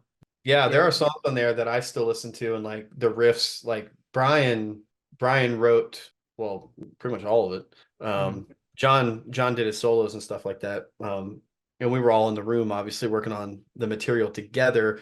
But this was like one of those scenarios where Brian would come to the practice room with a song, and he had put like some fake drums to it. And of course, fake drums today are way different than they were back Hmm. then. So the fake drums back then were wild, and you had no velocity. They were all like the same velocity, and it was like, yeah, I could play that if I grow two more arms, man. Like, Hmm. um, but Brian was really good at like he knew what he wanted to hear, and he knew like where accents needed to be, and he was really good at like kind of conveying that. So like he would program some stuff and it'd be like, yeah, just do your thing with it, make it reality. But I Hmm. I kind of learned what he wanted to hear and what I had the freedom to really change. So it wasn't like I played just what he programmed, but it was like really good guardrails for me because he had a vision. Like any good guitar player, like even Ryan Knight, when he writes songs, he'll come forward and be like, "Yeah, I'm hearing this kind of thing over it, and I'm hearing this kind of thing Hmm. over this," and that helps me because then I'm like, "Cool, I got it. Like I know where you're going here." Um, but But what a horrible night to have a curse. mhm. This track, the blast beat and the foot pattern. Was it your idea, or I do you think it remember? was both. I think it was both. I think it was one of those things that we figured out at practice. Kind of like, can we do that? Like And that's iconic. there were You other people doing it before me, but yeah, it was one of those things like that to me in my mind when we started trying to play that part, I thought it reminded me of something that John Longstreth would do, because he's like the king of like my hands are here and my feet are doing Mhm. this and then my hands are doing this and like yeah, that dude's rad, man. But like I I kind of thought about Origin, was slower version of Origin when we were writing that part, and it really just kind of matched up with the guitars, right? And it's actually not as hard as it sounds because there's nothing. You have the little and then there's nothing in between. It's just the snare hand just goes right. So I've heard people that said that they thought that the kick was, doing something. I thought it was. I thought it was the same. I thought was kind of a Meshuggah pattern. Uh-uh. It's not even that complicated, Wow. Okay, So that's yeah, gonna it's just be. that's it. I didn't. You know, Okay, you less is just more opened in most my eyes scenarios. to this. Yay, man, less is more most of the time. Okay. Any other tracks that get stuck in your mind when you were recording them? What a Horrible Night. Any other tracks that you feel like, oh, whether it was difficult, whether it was wow, it's a cool track. I think this one is gonna blow up. Do you think of anything? The first song that we wrote, and there's a lot of nostalgia that comes with that album. Uh-huh. The first song we ever wrote together was uh oh my God. Give me the riff, and I'll tell you. Oh my God, why can't I remember it? Hold on. I was actually thinking about doing like a drum cover of it at one point, just because I like it so much. But um, Virally Yours. Ah, Virally Yours was the first track that we wrote together, and we actually played it. We played it a few times before the album came out. We didn't do a ton of shows before the album came out, but we did play that one, and then we kind of just stopped playing it. Um, I like it. I like the song a lot. I like the lyrics. I like just the groove of the song. mhm. Um, And it's but not the fastest track on the album. I think mm-mm. it's the No, it's slowest. You take well, Warborn, Warborn's the slowest, I think, but that one's not too fast. But I like that kind of death metal, like like Morbid Decapitated Angel, is one of kind my of. favorite death metal Uh-huh. bands because back in the day, the stuff that they did, it was fast, but it wasn't like too overboard. Hmm. But it still maintained like heavy. There was so much groove in those old albums, and it didn't have to be over 220 or 230. Hmm. They really kind of think capped out around 230 for a long time. And I thought that was like the sweet spot, you know what I mean? Because you have fast and heavy. But yeah, there's a couple songs in here like I really enjoyed playing, and I still do if I play through it. Hmm. Darkness Spawned is a lot of fun. I just again I like the groove, and it's a easier speed. Hmm. Um, but then there are songs in here that we just played every tour forever, like And it never ends, like DEATHMASK, Divine. it was pretty rare that that one didn't get into the set. It's also again another song that I really love. You know what I mean? The lyrics are just phenomenal, and the harmonies in that song are great. We always played Everything Went Black, but it had a video, and so did What a Horrible Night. They both had videos, so we always played them. But yeah, Funny those are story about the album release. So we're on tour with Cannibal when the album came out, and we were in Portland. We were playing the Roseland Theater. I remember this. This is crazy. So it was a record release show. Not really record release show, but the record came out that day. And we did a hot dog eating contest in the middle of our set. So at the merch table, people could sign up to enter the hot dog eating contest. And basically, in the middle of the set, we brought a table up there real quick, brought all the hot dogs up. We drew two names. They came on stage, and we played I Worship Only What You Bleed, because it's like a 2-minute track, I think. It's one of the shorter ones on the album. So I fucking love this song. We're gonna play this song, and you guys have till the end of the song to eat as many hot dogs as you can. And so we did that. And then at the end of it, the guy that won, he either had the option of getting like a free shirt or something like that, or a mystery box. And of course, in good fashion, he chose the mystery box, which was filled with more hot dogs. So that was kind of a fun Nocturnal story. But this song, I Worship, the concentration of good riffs there, unbelievable. The first one, da da da da da da da da da da, and the one that's oh yeah, this one before, and another one which is I don't know. I'm just it's hard for me to like vocalize them. But when we were doing drums in the studio, that was the last song I think that I had to do, and I actually learned or wrote drums to it the night before, like in my head, like I'm like mapping it out, and then went in the next day, and I think I felt like, oh, I know this one the least. It's gonna take me forever, and I think I banged it out really quick because like it was just really fresh. Like I had just kind of accumulated some ideas. But the beginning riff, like beginning fill part, it's hard to figure out. It's if you don't slow it down, it's hard to figure out. Thank you for writing those kind of parts. That was fun. Yeah, thank you. Again, the same question with Fall of Ideals. Did you know that Nocturnal is gonna blow up? So you have like 2 legendary albums front to back. Right? So you wrote the one in 2006. You wrote the one that it's in 2007. But did you know that it's gonna? Did you have a feeling? No. I think when we were putting the album together, we realized that we had some really good songs. But I don't think you're ever prepared for how people are gonna receive it. And at the end of the day, it's a death metal band. So my expectations are like, I don't know, like Black Dahlia had done really well already, and but I just really didn't know what was going to happen. And again, I think it was a lot to do with timing. At that time, people were really into hearing solos. It was like almost like trendy again. Like it was cool to be into death metal, and people were like, starting to learn about death metal bands, and like a new generation of people were getting into like Cannibal Corpse. And so like it was a really good time for that album to come out, you know what I mean? And it just, the vibe I think that it had, the band kind of went on this little mini hiatus and then came back with like this very serious, dark, kind of very vibey kind of, death metal album. I know, I think it was I think it was like just the good timing and good songs. Okay, and then comes DEFLORATE. Of course, there was touring, and then comes DEFLORATE. I think that in this album, everything just multiplied. The speed, the technicality with Ryan, the amazing solos. What do you think about this album? Do you remember anything about this one? There was like a lot of stuff happening at that time. I think there was an expectation from Nocturnal. I think the bar just kept rising for the band, as far as like how we were writing. And Ryan Knight came on shortly before, kind of I'm trying to think of when he came on in the writing process. He came on fairly early, I think, in the writing process. But he only wrote a couple songs on the album.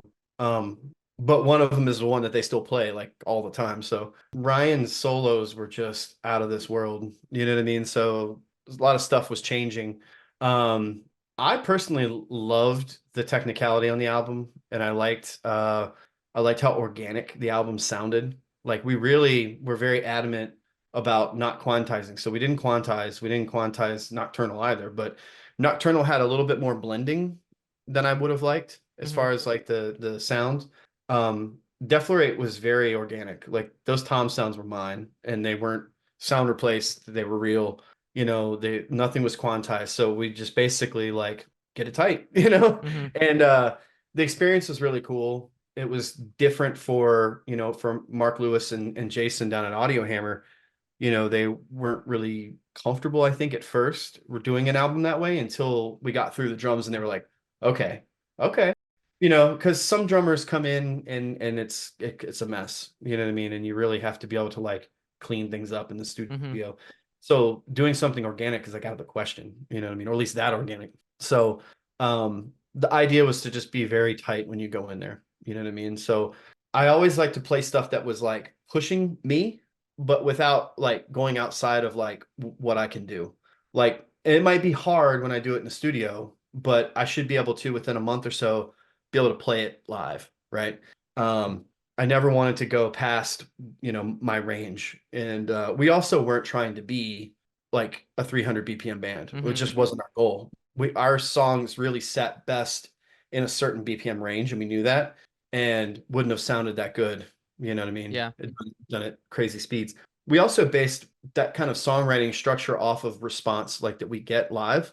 So if you are doing songs at a certain range that get a really good speed, people can move, you know what I mean? And you have a lot of momentum. What happens if you play one of the real fast ones? You know what I mean? Sometimes it's too fast for people to move to. They don't know what to do. It's cool. They're enjoying it, but they don't know what to do. So they kind of like you lose momentum Yeah. and you don't want to do that. You want to keep momentum going. And you can also go too slow. So like we did Warborn one or two tours and it was cool and people enjoyed it, but it did lose momentum because it was Hmm. that slow. You know what I mean? It was slow enough. So there were songs that just didn't really make it into the cut, you know, after that. But that helped us figure out with Deflorate those BPM ranges, like having songs that are here and here and here, and then a weird one here. And, you know, I think that's when we really started trying to step out, like with at least one song on each album, you know, step out and do something that was a little bit different. So like on Deflorate, you had Christ uh deformed.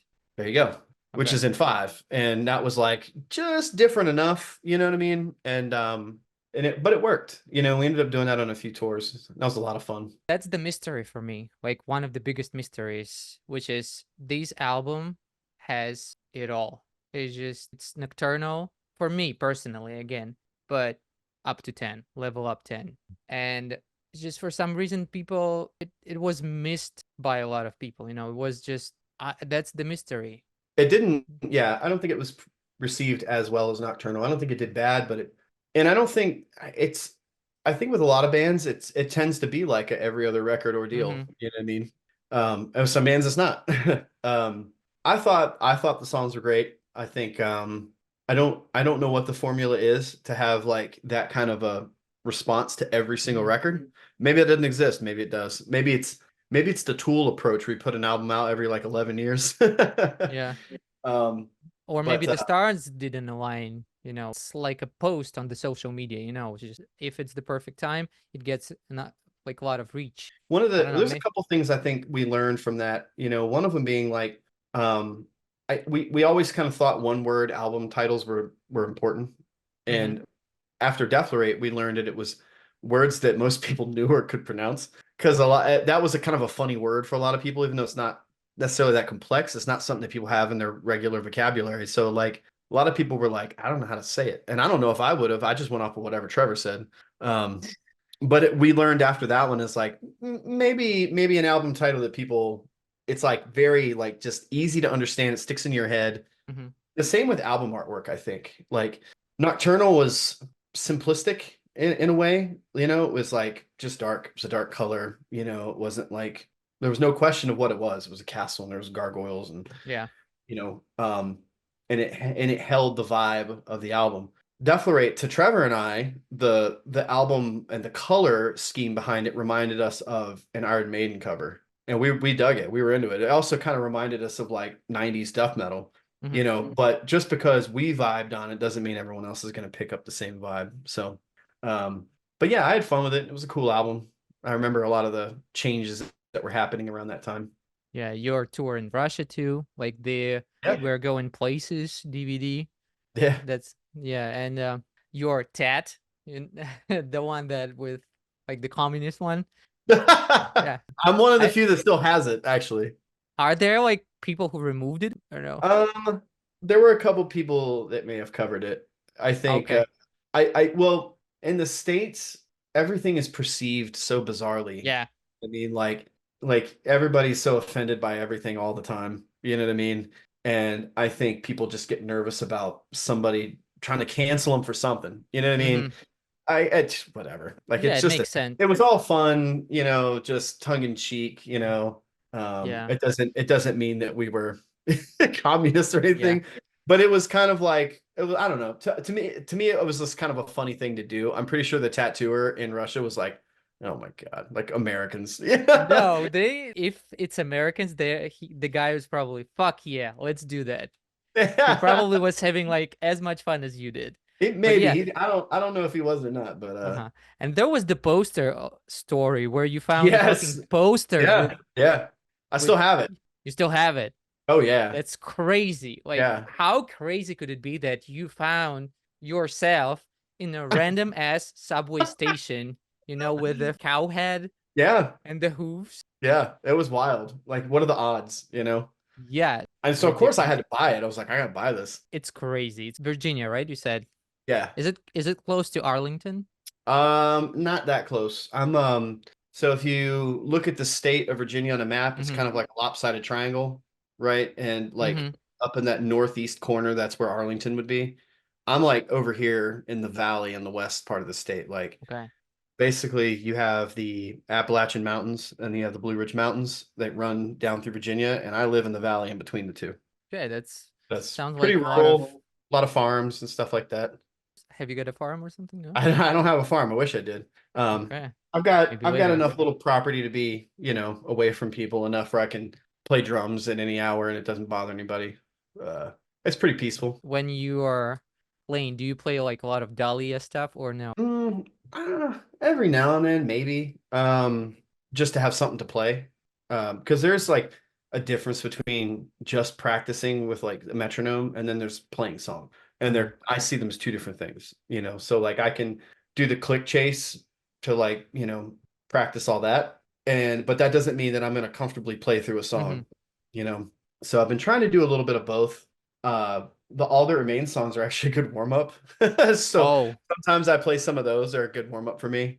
But do you play like the album front to back, or it's just a couple songs usually? just a couple songs. I usually just pick and choose my favorite ones, and I'll Which throw are it on in probably ears and just play This along Calling to or it. something? Sometimes, Sometimes. I like Not Alone a lot. I play that one, and I like Six. Both of those are good. They're good warm up songs because they're not like too crazy or anything. Crazy. You don't have to be wildly warmed up to be able to play them. Yeah.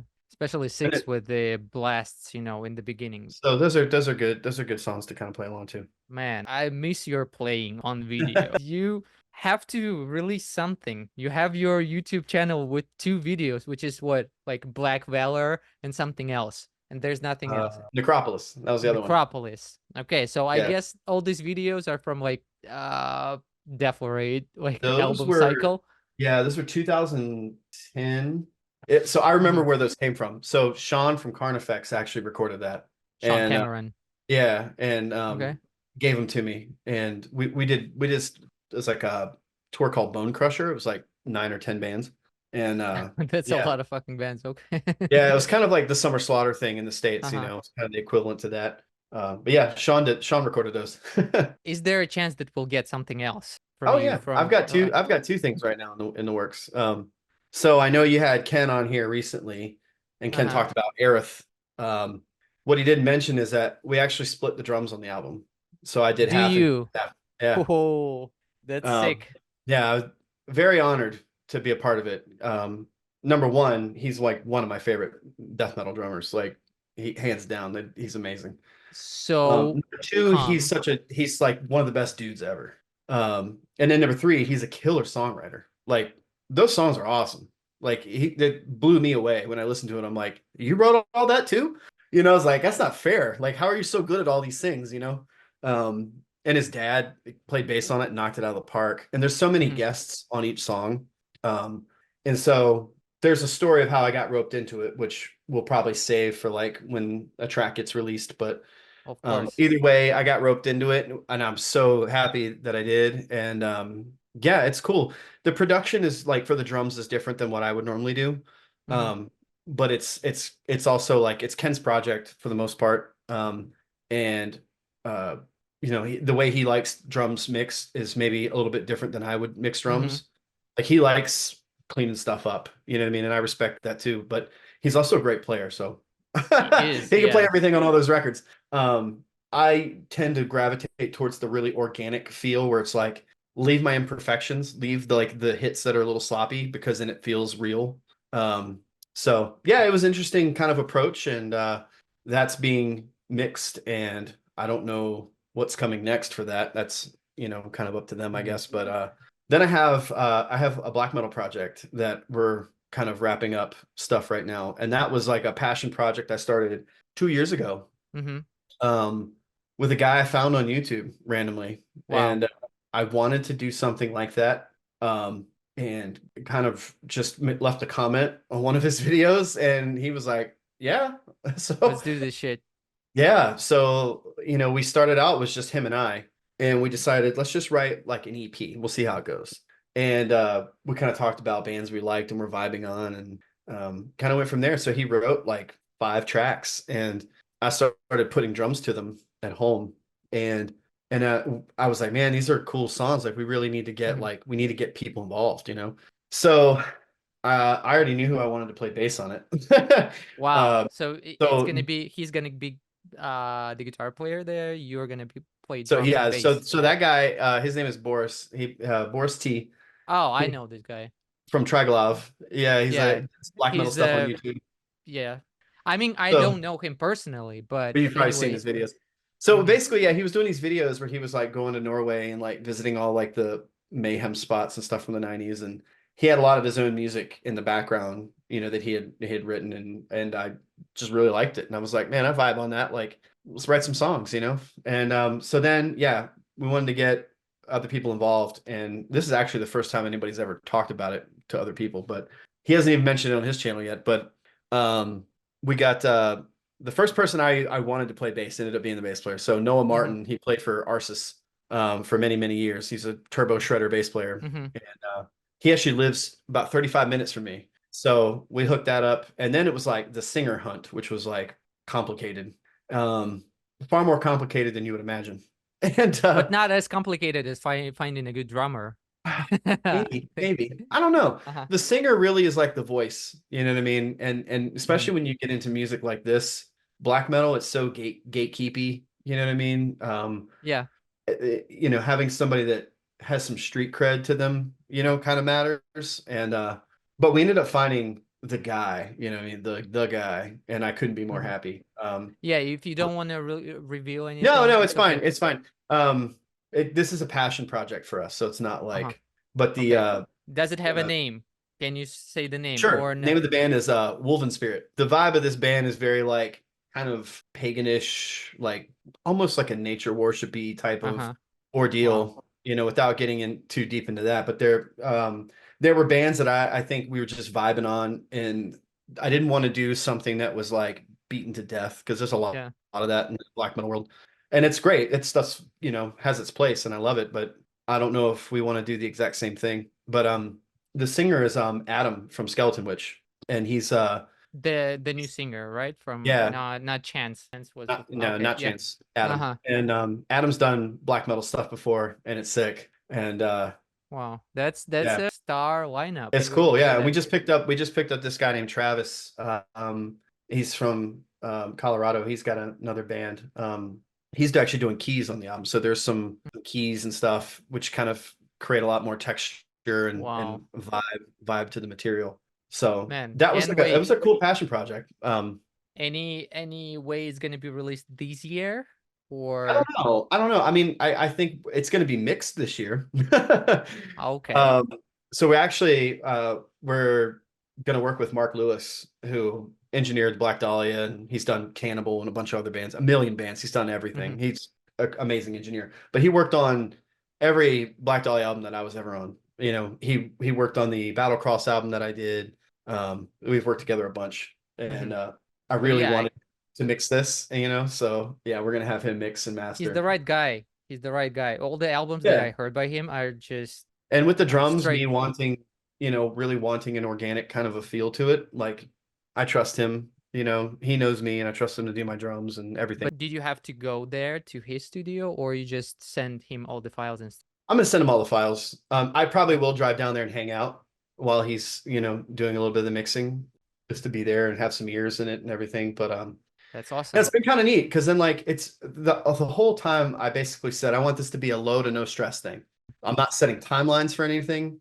Like we just do it as we do it, you know, and when we get to the finish line, we're at the finish line, you know. And now we're getting close to the finish line where we do kind of have a date to get to Mark because we have to like book, you know, time with him. Hmm. Um, but yeah, it's getting pretty exciting. That just today, just this evening, actually, I saw the first rough sketch of the logo. Wow. And so of course everyone has to pass it around and everyone's got to agree on everything. Okay. Yeah. It's. I'm happy that you are happy. About this project. I could see like that your eyes are shining. That you're not. That you're not. Just doing that because it's like I'm a legacy drummer. I've done so many albums, and someone asked me to do that. You do that because you love it, which is perfect. Which is perfect. That was Yes. like this is the black metal project is really important to me kind of because of that reason. I took a long hiatus from music. You know what I mean? Like we did the I think I recorded like 3 albums in 1 year, like after I left Black Dahlia. So like 2013, I recorded the Battlecross album, I recorded the Asphalt Graves album, and I recorded the Serpentine Dominion album. And These are three. Serpentine, Mm-hmm. yeah, Serpentine and Asphalt Graves didn't get released until 2016. Just because, well, they just weren't done. Um, and then there was just like I didn't really record anything. You know what I mean? Mm-hmm. And I didn't really I did some fill-in stuff here and there, you know what I mean? And I like filled in with this hardcore band, went to Europe with them for like 10 days or whatever, nothing Mm-hmm. super taxing. But really it was like nothing. And there was like periods of time where I just didn't really play drums often, like hardly ever. There were times I just didn't play much at all. You know, I had kind of like chased it, I had to chase another career, you know, to live, Mm-hmm. and drums were kind of just in the back seat and just wasn't that important. There were times where I just didn't listen to much metal, and it really kind of like unfortunately disconnected from a lot of that. And then it was like a few years back, like there was something that just like sparked the fire again. And it was like and it was black metal, to be fair. But it was Okay. like, you know, the feeling when I don't know how old you were when you really started getting into music, like, and you wanted to play music. I don't know if you were in your teens, But yeah, like but to 14, me, 15. I've all of a sudden I felt 15 again. Like I was like Oh, so excited about all these bands, and I was like buying records left and right, and like was just knee deep in it. You know what I mean? Like just buying up every record and like buying old records that I loved, going back and buying like Kiss man. records and Are like we like brothers or something? we Because might be. I mean, I discovered my love for vinyls and all these albums that I used to like. Mhm. For example, The Fall of Ideals, Black Dahlia records. I just had the urge to fucking own them Yeah, because I loved CDs when I was little, sure. but they were like so hard to get. But vinyl, you have goosebumps Yeah, there's a cool anytime. it's something really cool about owning a big piece of art for some album that you really like. You know what I mean? The artwork's big, you know what I Mhm. mean? And then you can have like a rare pressing of whatever funky color, you know, but it's nice to go backwards. We've gone into such a digital world where you don't own anything. You buy a video game and you don't own it. You know, you have to be online to play it. You know, if you want to watch a movie, you're likely streaming it. If you buy it, it's still downloaded. Like you can't Yeah. even go in a store and buy Blu-ray anymore hardly. You know, and music is even worse. Like no stores sell CDs anymore. You know, you're either on like Apple Music or on Spotify, you know, and it's a bummer. It's a bummer. And so This like it's going back to some form of physical, you know, like media feels really good, you know, like owning it. And like you're more inclined to listen to the whole album. If you stream something, like there's a good chance it's like background music and you're just doing something else. You skip. But you put a record on and you're probably going to listen to it. You're probably going to prop the album artwork up. You're going to listen to it and you got to go flip it. If it's like dual LP, you got to go pop one off, put another one on. Like, I don't know. There's a connection there, you know, that I think was lost for many years. And I think people that got into vinyl, the people that actually own record players and listen to them, like there's a connection there. Yeah. And so that started with that. And then the vibe that I felt was kind of like, I think I kind of got it from the band Dark Throne. So they're a band that has always done what they want to do, and they don't really give a shit about anything else. It's not about the music. It's not about being popular. It's not about getting attention. They don't even play shows. They haven't played shows since '96. And they're offered fortunes to play these big festivals. And they're like, no, because it's not about that to them. And they put out almost an album a year. It's crazy. They just churn out material, and it's whatever they feel like doing. And so people could be like, oh, well, they don't sound like black metal anymore. And it's like, sure, but who gives a shit? If it's what they like and if it's what they feel, then that's what important. That's the art. You know what I mean? That's why they do it. And I was like, man, that's the ticket. It's not about this crazy produced, you know, album, which does sound great. Don't get me wrong. But there's something really raw and real about black metal. Black metal to me has a lot of the same innards that punk had back in the day, where it was like, it wasn't about like, you didn't have to be the most polished musician ever to say what you have to say, right? And it doesn't have to be the most polished album. It just can be raw and aggressive, and you can get your point across. And for some black metal, maybe there's not necessarily a real point. There are some bands that have a message. For some bands, it's extreme lyrics for extreme music, which is fine. But I liked that feeling, and so I wanted to capture that. So that's what, when I wanted to do this project, it was like, I want to do something that's for the love of music. I don't want to complicate things. When you start getting into money and a label and playing shows, and it's about money and this and money that, people get funny with money. Yeah. And I'm like, I don't want to do that. Like, it complicates everything. Like, I don't care about the money. I have a job. You know what I mean? I'm not doing this for money. And I will spend my money, if it's my project, to put it out. And I'm fine with that, because I got into this when I was a teenager because I just obsessed over it. You know what I mean? That's all I wanted to do. And the money wasn't even a factor. And so I've kind of come full circle, where I'm now back at like the start, where I'm like, I just want to make music. Yeah. And I'm down to make music with lots of different people. You know, when I was at NAMM, I kept running into people I knew, and I was like, dude, let's write some songs, you know? And they're like, oh yeah, you know, whether it happens or not, who knows? But, you know, I just wanted to like make music and enjoy it, you know? And so to me, this project is special because it's really kind of been that, and me determined to like continue to make sweet metal, you know what I mean? But just do it for the love of it. And so. if there's even like no audience, I doubt, you know, who gives a fuck? You release something that you love, and the other things just don't matter. You just like release it to the world, and you love it. That's kind of what the ASPHALT GRAVES thing was, you know? It was like, it's grindcore. How many people are going to even hear about it? You know what I mean? But it doesn't matter. It was fun to do. But it's such a ferocious record. I think there was one, right? Only one. And any updates on that one, or it's like one and done? One and done. We put it out. I mean, there was some loose talk about doing another album, but it's been so long now. I'd be surprised. What about Serpentine Dominion? That's the second liked question on Reddit, which is there any update on that? Or if you don't want to talk about it, again. No, it's fine. Loose every now and then somebody would be like, man, we should do another album, but it hasn't happened. Adam's busy. He's a busy guy. Yeah. And it's a lot of work for him, you know what I mean? Because he wrote all the material and he recorded all the material. He recorded all the guitars, and like, you know, it's a lot of work for him, a ton. And he mixed it, you know? So it's like, he really like everything. It was crazy. I'm not opposed to doing another one. I think George would probably do it too. But again, it's far more work for Adam than it is for the rest of us. For me, it was like a checkbox, like to get to do an album with those guys, you know. To me, when they approached me, I was like, you guys could ask literally anybody. You could ask any drummer and they would say, yeah. Like, so I felt very honored that they asked me. I think it was All That Remains album that probably made Adam think about it. Well, actually, so going back to 2009, we were doing that Mayhem festival tour, and Cannibal and Killswitch were both on it. And so we played our stage, it was all Metal Blade bands. And so we played on the same stage with Cannibal, and usually Killswitch was like doing some sort of signing when we played. And so Adam and I knew each other, but like I think it was the first time he actually listened to me playing Black Dahlia like every day.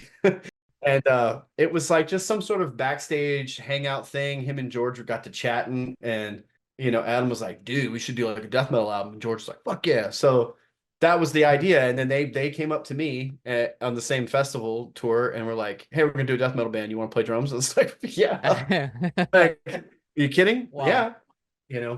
That's a crazy situation. And what I like about this album is that it doesn't overstay its welcome. How many? 8, 9 songs? Oh my God. It's quick. It's over fast. Fucking quick. And it makes you want more.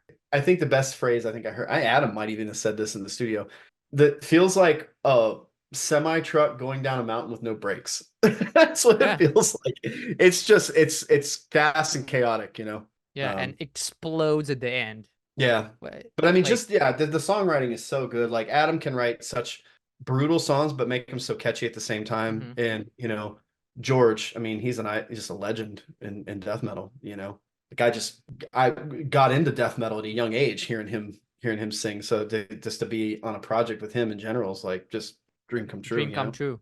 Yeah. Dream come true. Yeah.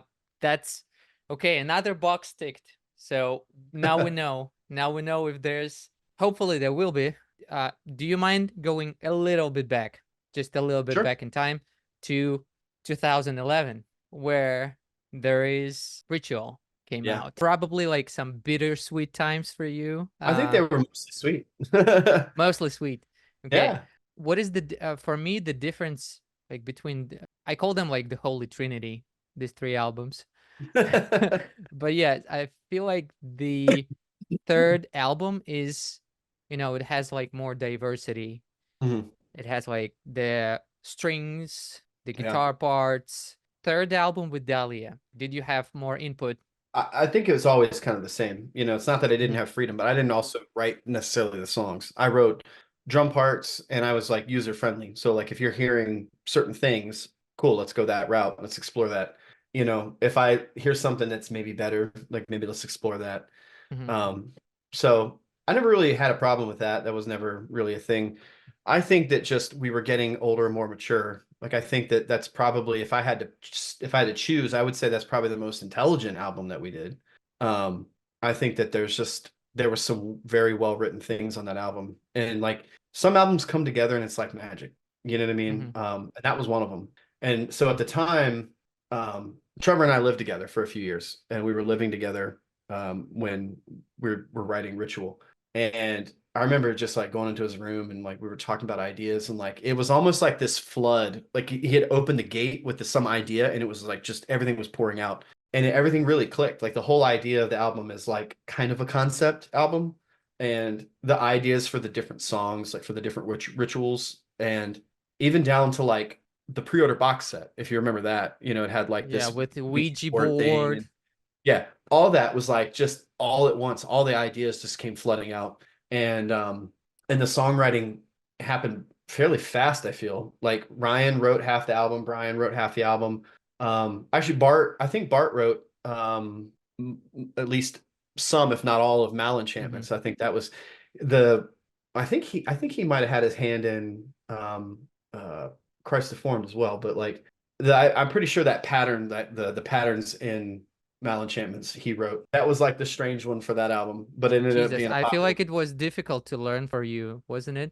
Yeah. I still can't comprehend it. I heard this song so many times, and still like I'm thinking like in drum patterns, in my like kick patterns, and I never hit the right note in my head, in my brain. Yeah, it was tough. I was really worried about that one when we went to the studio, because there's the pattern, the kick pattern in the beginning, right? There's the kick pattern, but then there's like some cymbal stuff going on, kind of odd little cymbal stuff. And so I really tried to like just focus on just the kick pattern and the snare. And then I'm like, once you get that, then you can start worrying about the other stuff. And then there's like the chorus part, which the song's not fast at all. It's slow, but then you get, it's the slow bomb blast with the pattern going on underneath of it. Tagada, tagada, tagada, Yeah, tagada, where you almost have to just do this on and forget that you're doing it. Mhm. You know, like you have to just forget about the hands. But when we got in the studio, I was really nervous about that one because I was recording fast. Like I was so prepared that I think the first day, I think I did like 4 to 6 songs in one day. Wow. And I just had it nailed, like what I wanted to do. I recorded the whole album in like 2.5 days. Like there's 14 songs in total. 2 of them were for like the Japanese thing release or whatever. So we did a Carcass cover, and we did the Swarm from At the Gates because we had the strings people in the studio. So it So seemed why perfect shouldn't we to do that. utilize them, right? And no one's got a copy of that song. Nobody's got a copy of it. I can't find it anywhere. But we did 14 in total, and it was like, yeah, like 2.5 days, man, just whizzed right through it. But that one I was worried about. But once we started recording, it just kind of happened. And then it was a matter of like, okay, I need to get this comfortable and tight to do live. And then once I got it really comfortable, it was like real easy. Like it was actually one of those where I could breathe. Yeah, it's I remember the Indonesian sick drummer video where you were playing it. I think Oh yeah. yeah, it was there actually. Yeah, amazing song. But out of these 3 albums, what do you think would be your top one? So do you think Ritual would be the one? I think Ritual probably had some of my best drumming, my opinion. I think it had some of the more intelligent songs that were very well written. I think Ryan and Brian just really worked together amazingly on that album. And I like the concept. So the lyrics were good. The vibe of the album, it's creepy. It is. And I love like Carbonized with like the the piano at the end of it and like the beginning, and then it had like the acoustic bit in the beginning. Like I thought that was really cool. And yeah, and the strings, like that was really cool to incorporate the strings, and we were able to actually use that track with the strings live so we could have the intro. We did Blood in the Ink live with because they had the strings in them too. So as long as I was onto the click, the strings were on. This is the scariest song for me, I think. Like Blood in the especially Ink. yeah, especially when there's with the last phrase there. Every time I hear it, I'm like Yeah. getting the chills. Very Yeah. hard for me to listen to. That being said, I think I'm still far more nostalgic for Nocturnal because of the time. You know what I mean? Because of the time. But and it's not that I don't love like DEFLORATE and the stuff that was on it. I just think from a songwriting standpoint, Ritual, we did really well with that, Yeah, it was and our pre-order was really good with the the the goofy Ouija board. box set. Yeah. I still have one somewhere. I'm still waiting for Metal Blade to release the vinyl version. It's been too long. That one? Yeah, I think so. Yeah, that one. Yeah. That's one of the originals. That one's like just black, but they have a couple, but from what I heard, they're very expensive to buy if you find them. After Ritual was released, right? You were with the band for like a year, right? Is that correct? I left in late 2012. So I did, I would say, majority of the touring cycle for that album. Because when Alan came in, they did a couple tours and then they were off to write, EVERBLACK. But I did majority of the touring for that album. TREVOR was talking about the members leaving the band. He was saying that it's basically like never-ending camping. That's what was making people, just leave the band. Was it true about you? It was a lot of touring. So like we toured on average more than a lot of the other bands that we knew. And financially we made smart decisions, because we wanted to come home with a little bit more money in our pocket. Again, it's not about the money, but you do have to live. And so we toured cheap most of the time. Like if anybody remembers Black Dahlia tours back in the day, like we didn't really have production. There wasn't like fancy light shows and all these things happening. It was like just the band, and that was just to be cheap, to be fair. You know what I mean? It was a very punk rock approach, but it was also to be cheap. And when we toured, we didn't always take buses out. We would go in a van and trailer a lot, because buses are expensive. And I don't know if most people probably don't really have an idea, because why would you? But, just an average bus tour back then, not even today, back then, if you took a bus out for a month and you had a driver, you're at a minimum, you're probably spending $30,000. You know what I mean? So that comes out what you make. You're paying for that. So you basically touring just to tour, right? I mean, you can come home with some money, Yeah. but less. No, Uh, I'm talking about the bus when you are like touring with the bus, right? But of course with a van, and I still remember those like pee fucking bottles, you know, oh from God, like from so gross. Majesty DVD. Yeah, Yeah, so that gross. I mean, yeah, I mean, tour is a very funny thing, especially when you're like in a tight quarters like that. So like when we toured Mhm. in a van, we would typically get hotels every night. And it wasn't like everybody got their own room. It was like usually split into like two rooms. So you're sleeping next to somebody. You know what I mean? You're never alone, but you feel more Yeah. alone. You know, and it's an odd thing to Wow. describe to somebody when you're like, imagine clocking into work for like a month and you're just with people 24/7. And at the height of it, you're surrounded by tons of people. And at the lowest, you're still surrounded by 6 or 7 people. You know what I mean? But imagine being like that, but then also feeling very alone. It's a hard Hmm. thing to describe because it sounds, you know, Yeah. like an oxymoron, but that can be how it feels. You know what I mean? And it's not easy. You know what I mean? There are No. things about it that are easy, and there are things about it that people are attracted to. It's a strange place in the universe to live. You know what I mean? Like you get to live in a world where you get to kind of leave responsibility for like a month at a time. And you check out and it's easy for you because you're the one that's leaving and you go out and you do your thing and you're in an environment every night where people are partying and having fun. Hmm. And the people that you leave behind are the people that have to stay at home and they have the responsibilities. And, you know, it's really hard on relationships, you know, even really strong ones can deteriorate over a long period of time, you know. So there's a lot that you sacrifice to be able to live that kind of life and to do that kind of Hmm. thing. And the question is, how long do you do it? And that's subjective. That's your life. You know what I mean? So one person might want to live that life their whole life because the normal working world just isn't for them. Some people don't like being home too long and they get stir crazy. I'm a homebody, so I like being home. Yeah. Being on tour, like it was always a little bit of a push to get me, you know, out the door for me. Like, I had to push myself out the door almost every time. Now, once I was out there, I enjoyed it, you know, I had a good time for the most part, but um, you know, you always miss home.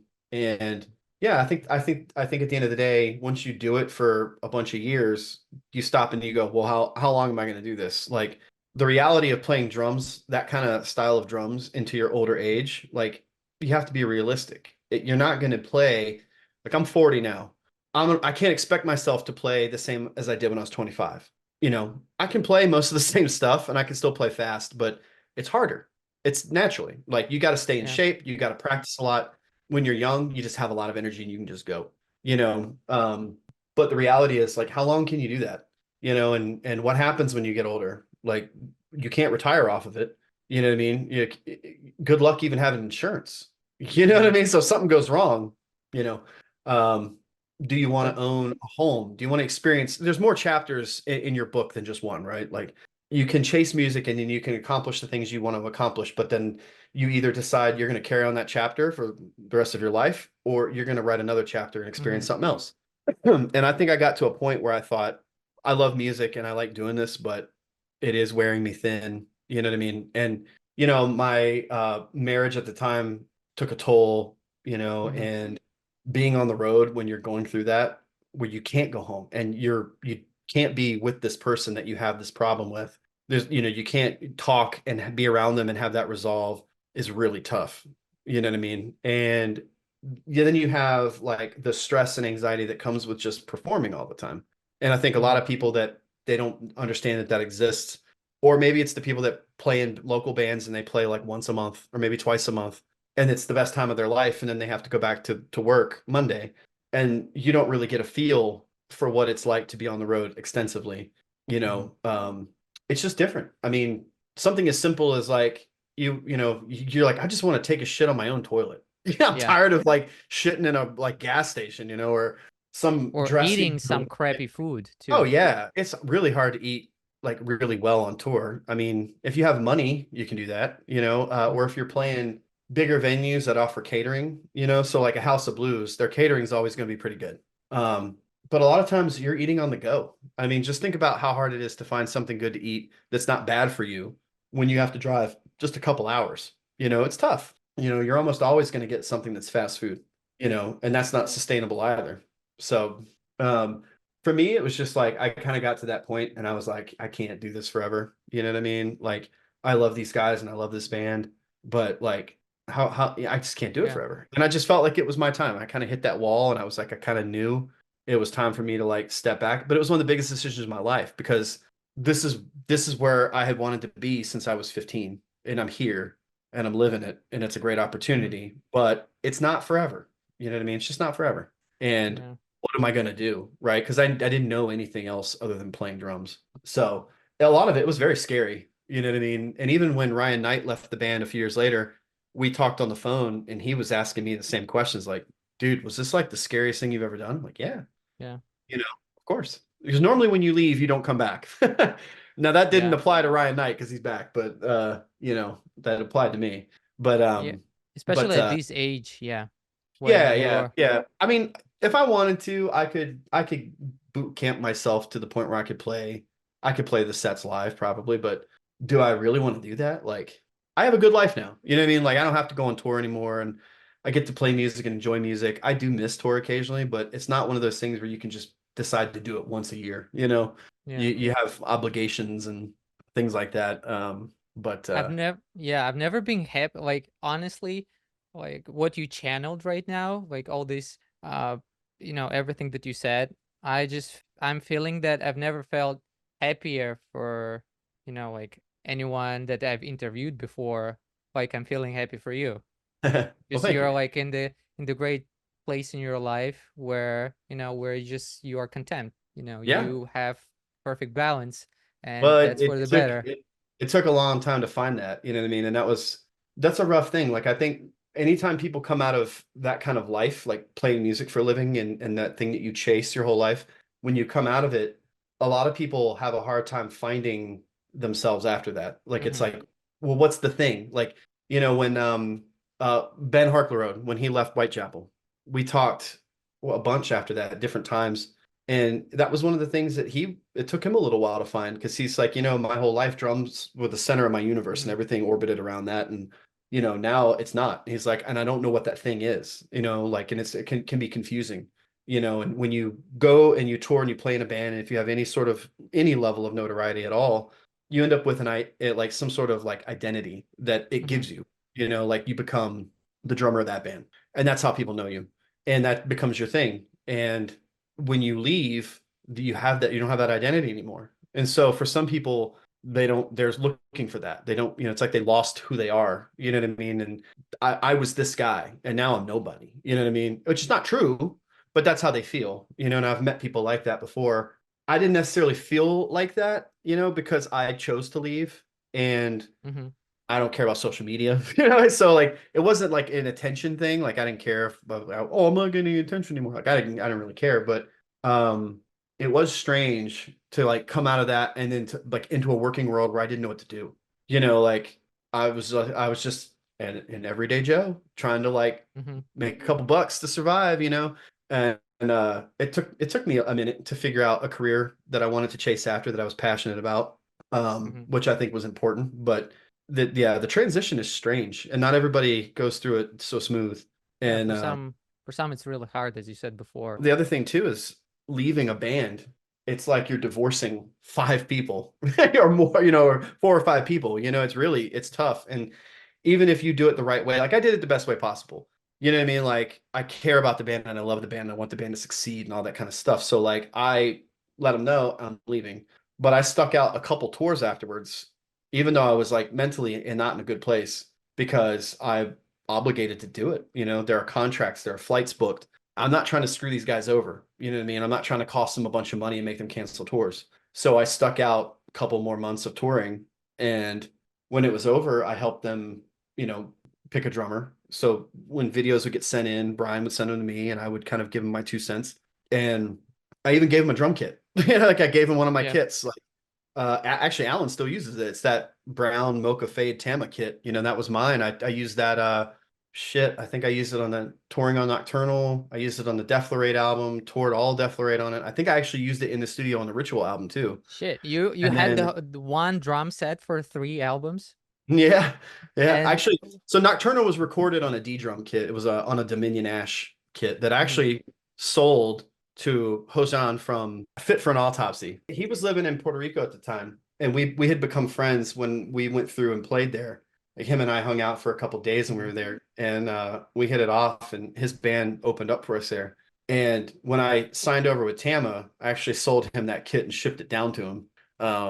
I kept the snare. I still have that. It's like a lime green Mhm. snare that I used on the album. I still have that. But yeah, had that Tama kit for a while. I ordered a custom Tama kit, which came during it came like I think shortly after we recorded Ritual, and I used it touring from there. But and I still have that. But yeah, that brown one, Alan still takes it on tour. He finally got a new kit, but I don't think he wants to take it on tour. So he keeps taking that Because it's brown like one. way too precious. Yeah, he keeps taking Uh, that brown one. I mean, that was like, I think that was my old rack as well, the one that he's using. But anyways, yeah, I really wanted the band to succeed. I didn't want to make things complicated for him. mhm. Like I gave him the kit. I actually drove all the way to Michigan to drop it off. And when they went like Wow. From it was at their Virginia? first yeah, it was like a 10-hour drive. Phew. When they went on their first tour with Alan, they had ordered him a set of cymbals. They were basically like mine, like what I was playing. And two of them were like back ordered. So like I mailed him cymbals and let him borrow mine and like, Mhm. but there was like any kind of departure, people are sad. And for some time, and sometimes you see this with dating, right? Like it's easier to be mad at somebody than it is to just miss them. And so I got a little bit of that after I left, like mad at me for leaving, like I abandoned them, you know what I mean? And not everybody, there's a couple people that maybe took it harder, but I think over time, they realized like, oh, well, Yeah, time this is, heals. Time heals. And I and at the think end of the day, like that band, it's one giant family. The people that were there in the past, the people that are there now, like it's like just one big family. You know what I mean? So it is what it is, yeah. but Yeah, and it's good that you are on friendly terms with the guys. You were oh, of on course. their tours. Again, third time. I'm really happy for you, my man. Thank Yes, you. really happy for you. And but I've got a question which is about their Everblack album, right? Mhm. How did you feel when you heard it? Like, was it like a bittersweet moment? Was it hard to listen to? Like the first album with Alan. Did you ever It's listen to it? Yeah, it's the same. It's kind of the same vibe I get when I see them live. Like I'm happy for them, and I love Alan, and I love watching him play. Like him and I will chat on the phone, and we talk drums and stuff. Like we're friends, and like obviously very very proud of them and very happy for everything that they've done. But leaving a band like that you've been with for so long, and then you show up and like there's somebody else playing like your songs. It's like watching someone bang your ex-girlfriend, like it's weird. It's strange, and it will probably never not feel that way, I think. I didn't work on any of the Everblack songs. I know there was some myth that I wrote drums for it, but I did not. I think Brian actually programmed a lot of the drum stuff, and Alan Mhm. kind of went off of that because he was so fresh and new that I think it was kind of like to start with, like he's got a lot of freedom now, but I think back then it was pretty much like, we don't know how this is going to go. So here's some drum parts, and I thought he did a great job. And I thought, Mhm. they write great songs no matter what. It was a strange feeling. It was a strange feeling. And I think it was strange for them too. Like Ryan called me after I had left the band. He called me one night from some show, some bar, and he was drunk. Mhm. And it was really funny because he was like, dude, like he's like, man, I love you, but like, fuck you, And he was like, oh man, it's like the end of an era, and I'm like, it's not my intention, you know what I mean? But I also have to look after myself and my own sanity. You know what I mean? Like, I don't want to stick around and be miserable with me, you know what I mean, just to make other people not feel sad. You know what I mean? And the truth is, Alan's incredible. You know Yes. what I mean? He's an incredible drummer. And we're very different drummers, but similar but very different. We're very different drummers at the end of the day. And not and, neither is bad, just different. And I think that his sound, has really kind of helped BDM step into their next era, Like So Brandon. yeah. Oh Like yeah. Yeah. And the and fact that they have Brandon and Ryan, like that's like unfair. How do you get to have two players that are that good in a band? yeah, and Brian as well. So who is Yeah. he the guy who wrote most of the Dahlia songs before, right? So Mm. he wrote my favorite album, which is DEFLORATE. He wrote the whole thing fucking himself, almost crazy. Yes, All but two songs. yes, but I can't wait for them to release, like whatever they, And you know what? whenever. I've heard a few songs and it's fucking awesome. I'm It's happy good. to It's hear real that. good. I'm like extremely proud of those guys. Like it rips. It rips. So Okay. I'm really jealous. That's the only thing that I can say. That's the only thing that I can say. How are you feeling? We, for some fucking reason, we are not for some reason. It's been 3 hours almost. is it really? Oh wow. It's been almost 3 Well, hours. anybody that makes it through this YouTube video is a champ. I didn't want to touch Trevor. It's a very sensitive subject, right? Sure. But I just want to talk about like good memories, about everything that you might remember, however you feel about the guy, like what like nostalgic memories you have. He's amazing. Oh yeah. Yeah, he's amazing, man. He was a legend in his own time. You know what I mean? Yeah. Like I said, we lived together for a handful of years Mm-hmm. while I was in the band. And God, the guy just knew so much about metal. Like he was just so passionate about it. I would come in, this is like iPod era.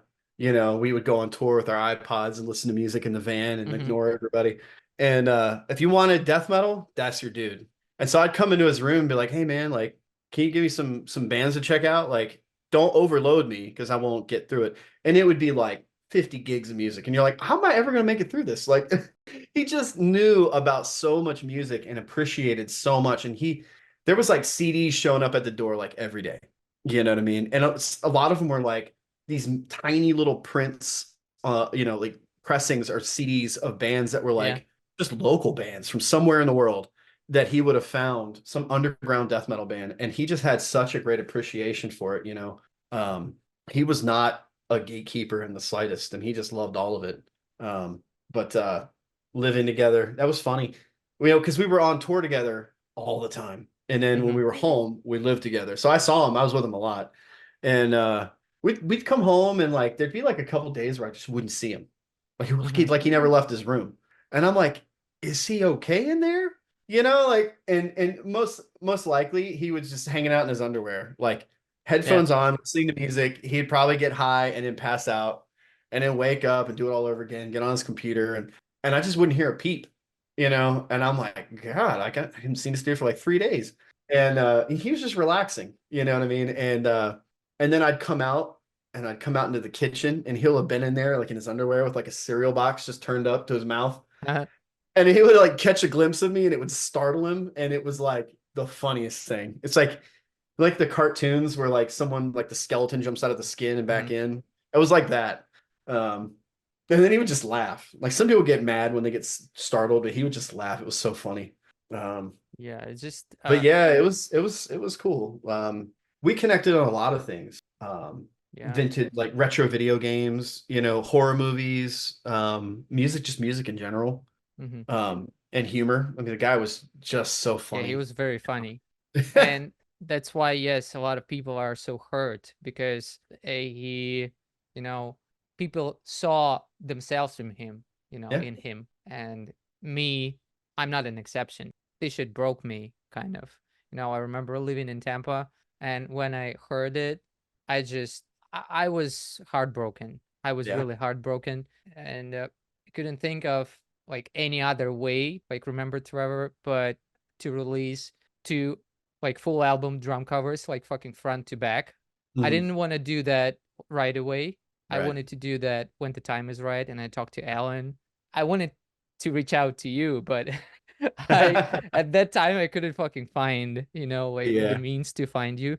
But anyways, he's just such a great guy. Like he's gonna be missed so bad. 100%. Yeah, and he was an amazing lyricist. It's gonna be like my favorite. He was one of my favorites, and that's not just because I was in the band, but like we would usually get lyrics before we went to the studio, and I remember just reading and being like, "Good God!" Like his vocabulary was so good, and I used to ask him like, if you weren't doing the band thing anymore, like, what would you do? Would you write? And he was like, "Yeah, I'd probably just write books." And I'm like, "Awesome." I think he really shined when he was performing. I think he was in his element. And like when we would play these European festivals where they were like just super metal looking dudes everywhere. Like every dude had like long hair and like a long goatee and like a battle vest and boots, and like it was nothing but tents with like obscure metal shirts. Like he was in his element. He was like, these are my people. And I'm like, you don't know any of these guys. But he connected with people that liked that kind of stuff. It was really easy for him to connect with those people. And I remember being on tours with bands that were a lot more like Swedish bands and bands that were very serious. Like Were Vader. older. They were I'm not older. They gonna were call more, name.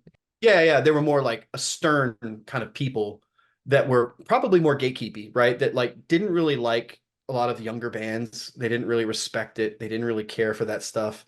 They were more interested in the very serious, you know, kind of metal. And I could watch him connect with these people, and that like you could just see them respect him because he knew so much about their own scene. Like he would talk to these guys and be like, he would recite albums and years and what label and like songs, and they were like, I could see people like, you know, impressed at his knowledge, and he gained their respect, you know, very quickly. So I think we got along with a lot of bands, probably Because of that. based on that, and then our style, like a similar style. We drew a lot from that, you know, that more old school and that Swedish scene.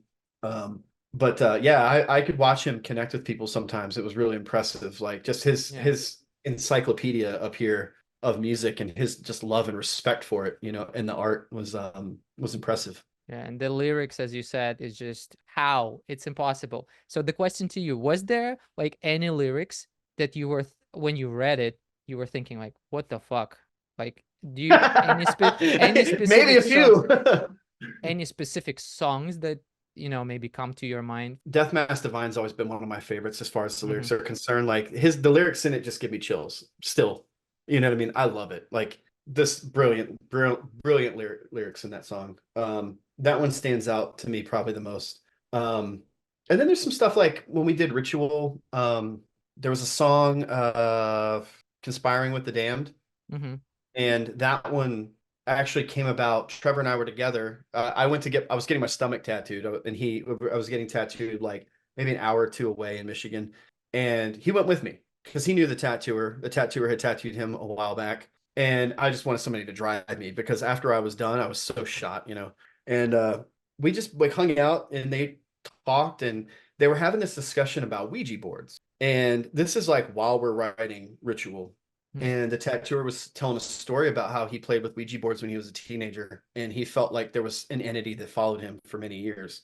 Anytime he would get back on, it was like the same thing that was aggressive, and that, you know, it bothered him for a long time. And I don't remember the end of the story of how we got away from it, but that became the idea behind Conspiring with the Damned. And the lyrics to that are really cool. So I really like that one. But have yeah, you told anyone this story? What's that? Have you told anyone this story before? I'm not sure. Maybe. Wow, that's not in interviews, I don't think. Wow, that's crazy. I don't know if it's even come up. But yeah, real cool. It was interesting. I remember it really well. Yeah, it was probably only a month or two before we went in to record Ritual. Wow. And yeah, the ideas were just flowing. He will be forever missed for sure. Oh yeah, that's for absolutely. Sure. Okay, so Shannon, we are like on the final stage. I ticked all the boxes for myself, as you know, as a big fan of you, and I don't want to be like a fanboy, but still, I appreciate the compliments. I really do. Thank you very much. So we have the last fun part, which is the part where we are talking about actually drums and watching other people's videos. I've asked like people who are following the channel to send their stuff, their Black Dahlia covers, and I've got more than 20. Oh, wow. Even more than that. But we've got all the Nocturnal covered, basically. A couple songs from All That Remains era, a couple songs from like Parade, Ritual, and so on. This Calling from Mike Caputo. Do you know the guy? Cool. I think I've seen his videos before. He's the current drummer for Job for a Cowboy. Like live drummer. Yeah. That's where I would have seen it. I think I went on like a search trying to find out who was playing for them. Okay. Whenever you have any anecdotes, any parts the guy plays in a different way, just feel free to comment. I will stop it. Okay? Sure.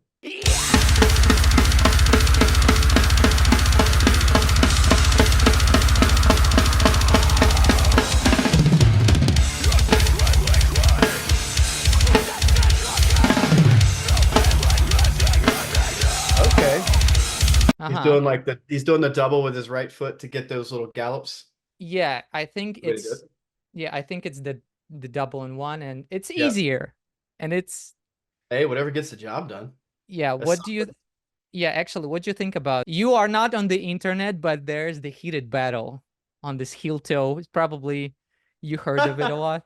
Oh, But well, like whether I was touring when people started to like introduce it into metal. The first person that I saw doing it, most people would say John Longstreth, right? Hellhammer from Mayhem's been doing it for a long time. So I'm not going to say John was the first person to do it, but John influences a lot of people because he's great and he's had such a great name in death metal for so long. I remember seeing John play when he did single strokes and his feet were like super far out and he played like heel down and it was so wild looking to watch. And then he switched over to doubles and then we played some shows together in Europe and I asked him, I was like, so why'd you switch to doubles? I'm just curious. And he's like, dude, Origin's one of those bands that's always really pushed extremity. And he was like, every album has to be faster and for longer. And he was like, it's just not that feasible. He's like, it's so difficult to play those things. You know, he didn't do swivel. And I was like, yeah, it makes sense because their stuff is just so busy. You know what I mean? And I would just Origin. it wouldn't be enjoyable to me to have to worry about being able to play double bass that fast for that long. Yeah. There's a couple guys that I've seen that can do it really, really well, where like both strokes are very pronounced and loud. Ben Harklerode was really good at it. Like he was one of the best that I've seen. Like his double strokes without triggers were so loud in the second hit too. It wasn't like this. A lot of people, the second hit is like really light. Whack. Yeah. And if you got the triggers on it out front, it'll sound fine. And at the end of the day, that's kind of what matters the most. But from like a foolish pride perspective, I grew up idolizing guys that I guess did it the hard way, for lack of better words. You know what I mean? Watching people just dig in and just it gets me fired up. Watching people do single strokes, you know, I have respect for people that can do this well. And I think it's a great tool. You know what I mean? Like when you have bands like, and there are people that can do it with singles, right? You got like your Ken can do stuff like that. Eugene, who's playing with Flesh God, his swivel, he can go hyper fast speeds. That guy, David DePold, I don't know how it's pronounced. I'm probably butchering his name. He's a great player. So if he sees this, I'm sorry. He's phenomenal, but he can do it all. He can do the singles like super fast. He's not even doing swivel. He just stays loose a little bit, but and he can do double strokes. Like it's impressive. I mean, they're tools. Then there are things that I like for the sound. So not to derail too far from this video, but like I try to keep an open mind with it, even though I don't really do the double stroke stuff. It gets people where they need to go, you know, but it's like hands. Like a lot of people have learned to do push pull or the molar for blasting. David does it. A lot of guys are doing it. I'm not really into the sound of it. The tonality, like I just think it loses some of the drive and that like chaotic feel of a blast. You know what I mean? And the velocity too, because the second hit with the push pull is the same as heel toe. On the ride or hi-hat, maybe that's fine. You know what I mean? On the snare, I absolutely don't really like it on the snare. I really like just one of the best things I ever heard was Derek Roddy say that the way he plays was strictly for sound. You know, he doesn't do it. He doesn't do a specific technique just because it makes it easier or whatever.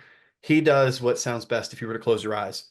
Yeah. And for him, it's wrist, you know what I mean? And he plays singles with kind of like he calls it flat foot. But to me, he's using similar mechanics that I'm using where it's a mixture of like calf contractions, hip flexors, and hamstrings. You're literally moving your whole legs, you know what I mean? And you're using different muscle sets to do it. I don't have any knee problems, you know what I mean? And neither does Derek. There are schools of people that say you have to sit certain ways and you have to sit certain heights, and I just don't believe that. You know, I believe it's personal preference. Yeah, some people are tall; they need to sit higher or lower. Or I sit low. Alan sits super low. Derek sits fairly low, and it's preference. And I think you get more power when you sit lower than when you sit higher. But no, hey, if you can make it sound good and it doesn't sound like gallopy and you're doing doubles, you know, hey, whatever. No, but this guy's solid. Anything else when you saw the parts? Anything you played differently? Do you remember? So far, no. So far, no. So far, everything is correct. Okay, let's continue then.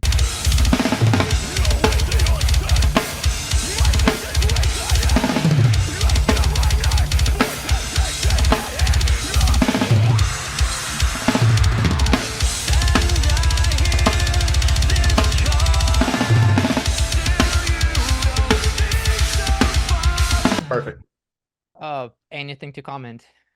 He's got it nailed. I mean, he even threw in the accents with like the hi-hat and the China. And I like when he goes, he's keeping his heels really low, but he's doing the double strokes and he seems like he's getting good beater swing. Yeah, I And dig it. there's swivel going on too. A little bit, a little bit. I think it, and it really, it's just to stay loose. Like he's not, it's not an extreme pendulum, and his left foot is pretty minimal. Like it's moving pretty minimal. Yeah, I shot the drum cam of Mike. Yeah, what I noticed is that even though people comment that he doesn't hit hard, he fucking hits hard. His hands sound like they're. He looks relaxed, but he is fucking hitting hard.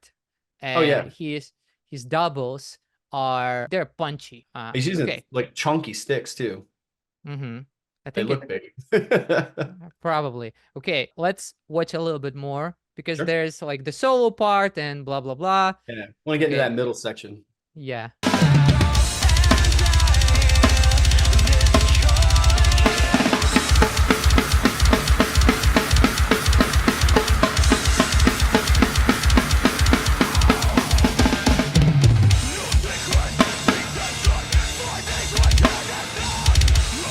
That's the part that you were talking about when you don't want a song to be like death metal-y, right? You don't want to overwhelm it.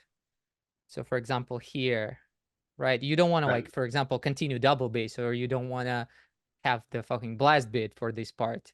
Sure. Am I correct? Yeah, that's one example. Okay. But there's definitely parts on that album which are like really laid back, you know? Yeah, like I'm Not Alone. Book, book, book. Like the rock beats that you're talking about. Oh yeah. Previously. Okay, let's continue.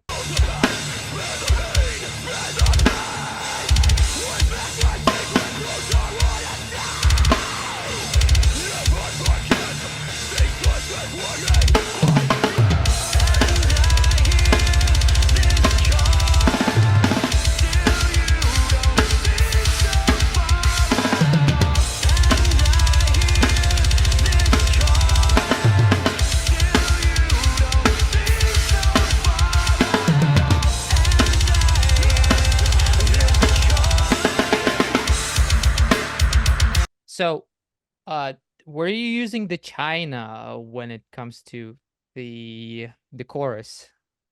Yeah, I think that was accurate. That was accurate, right? So he played note for note. Yeah, the fills were on. Yeah. So far, I haven't heard anything that's incorrect. Yeah, we've got nothing to comment, Mike. How's you just he just nailed it. Yeah, hey, if they find themselves needing a drummer at some point, you might call this guy. Yeah, Mike, I'm sure he's gonna watch it. Yeah, and he's just an amazing guy. That's awesome. I'm glad Job got him, because they're great dudes and good musicians, and their new stuff I've heard was really good. So the Moon Healer? Yeah, I think that's what it's called. Are you ready to watch the Nocturnal? Anything from Nocturnal? Adrian, Galindo. Yes, anything you want to comment on. Also, guys are good when it comes to criticism, because being criticized by Shannon Lucas himself, being trashed by Shannon Lucas, anybody. You can. I give you the liberty to do that. Okay, I'm sure it's great. Okay, let's do this. 1 second.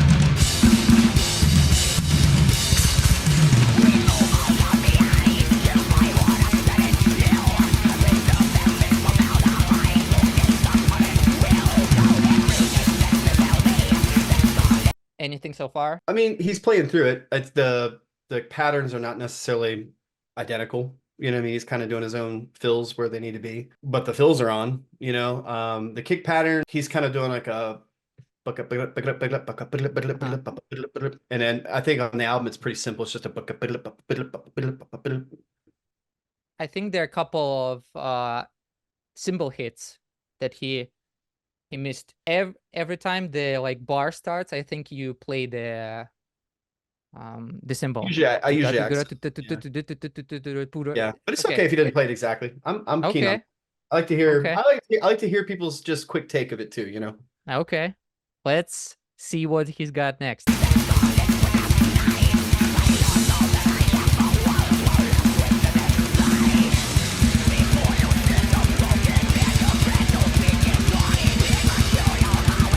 No, no, no, no, no, no, no.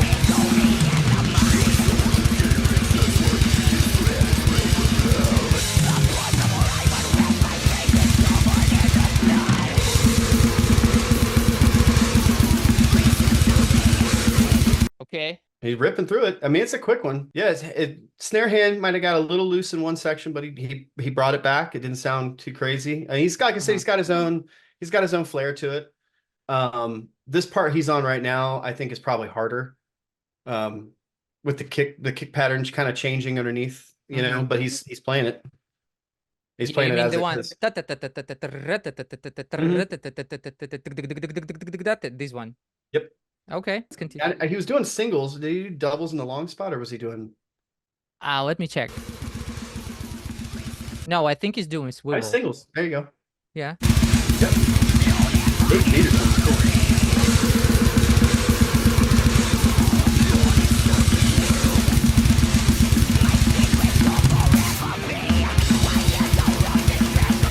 He also did he closed the hi-hat too, huh? This guy. Yeah. I muted. I think I did a choke on a cymbal.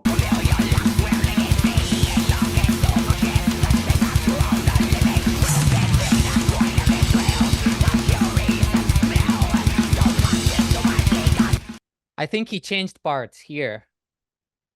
Because I think he switched from the hi-hat to the ride. Yeah, because you played the whole thing on the hi-hat before the chorus.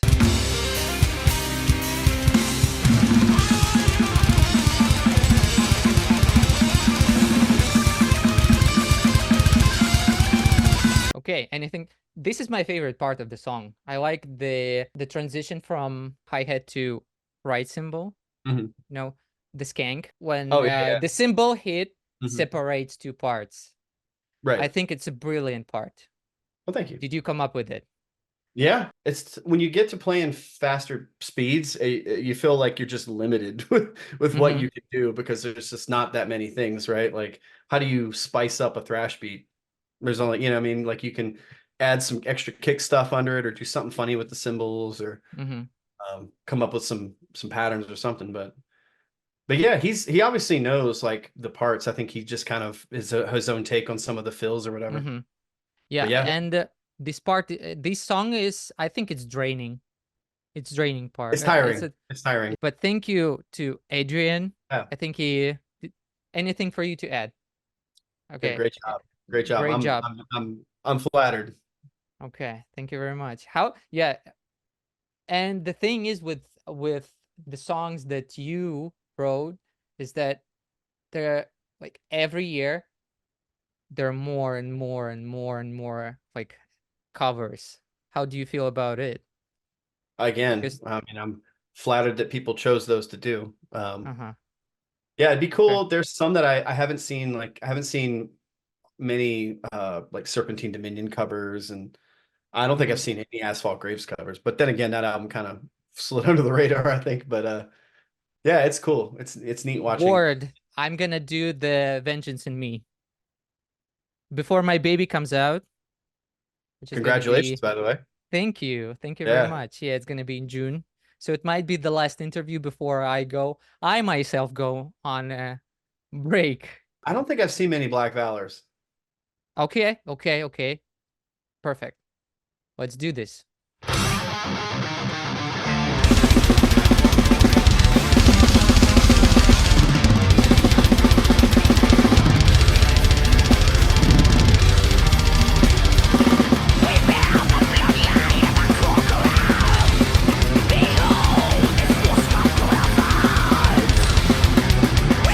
Anything to add? So far, so good. Single strokes, ripping. Amazing song to open the album with.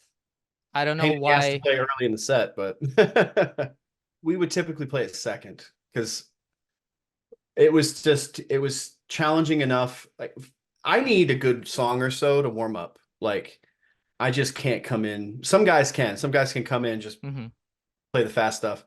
I needed to like play something a little slower than this to warm up. Like usually like I get the bugs out after like the first song and then we would play the second and that would be okay. But what is what's your favorite first song to open the Dahlia set? We Or did Everything Went Black a lot first, and that uh-huh. was like one of my favorites to start with. Um, yeah, it was just, Yeah. it was a good speed to start with, I thought. I mean, it had a lot of kick stuff in it, but it was like at a tempo that was like more feasible. Now we did do um the opening track from Ritual first a bunch, and I hated doing that one first too. That starts with it starts with blast. It's and then I it's forgot the got that song. middle section. It's got that middle section with like the long kick part. Ah, And yes. Yeah, and yeah, at yeah. just first song, it was like iffy how I played that part, you know. Mm-hmm. But cool So song. yeah.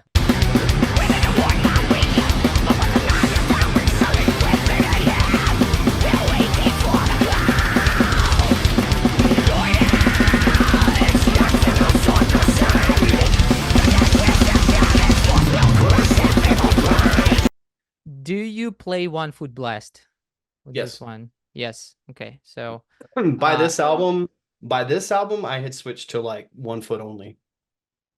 Like because you felt like Ritual was kind of Nocturnal was a little bit of both, maybe depending on the speed of the song. And by this album, I had switched to like just 1 foot. the level of confidence that you got probably, right? From I playing and felt like touring. I think well, my endurance had picked up, but I felt like it was cleaner, and I felt like I all my stamina in general just seemed to kind of I don't know. There was something about playing 2 foot where I felt like maybe it took Mhm. focus or something away from my hands. I don't know. But I don't know. Yeah, it felt like it just felt more driving to me. It felt like it had more of a push, you know, to it. It's with 2 feet, you can get 2 feet pretty good, but at the same time, there's always room for a little bit of like shakiness between the hits. When you're doing it single foot, there's no room for that. So like it just becomes way tighter. And Good. when you switch to 1 foot, it opens up the door for you to like drop in little stuff with your left foot. So then you can kind of start doing stuff like if you were doing kind of like a hammer blast or suffo blast, whatever you want to call it. If you do it all with your right foot, you can then drop in like weird little patterny Mhm. stuff with your left foot, and it's a bit easier in my opinion.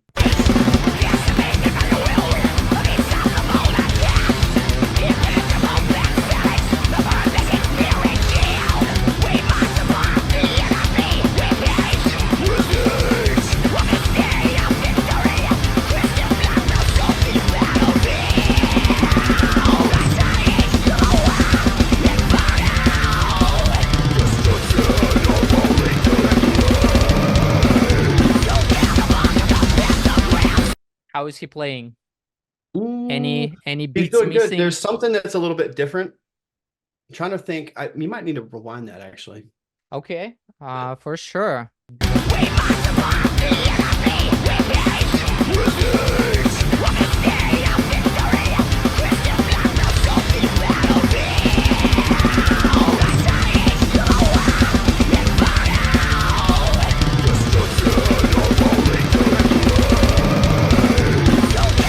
It could be this part where he played the fill.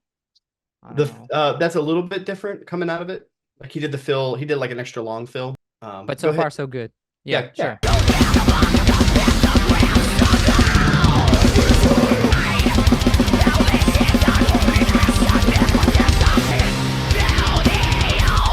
finally I stopped. time where he can like relax, right? That's like the part of the song where you're like, Uh-huh. woo. But you don't have problems with this mid-tempo double bass. So that's like a common discussion amongst like extreme drummers, right? Is like how awkward the slow tempos are, like to play. Like some people like they get to where like they can play real fast, but then like when they drop down to like 190, 180 and below, they think it feels awkward. And I think that's based on how you play.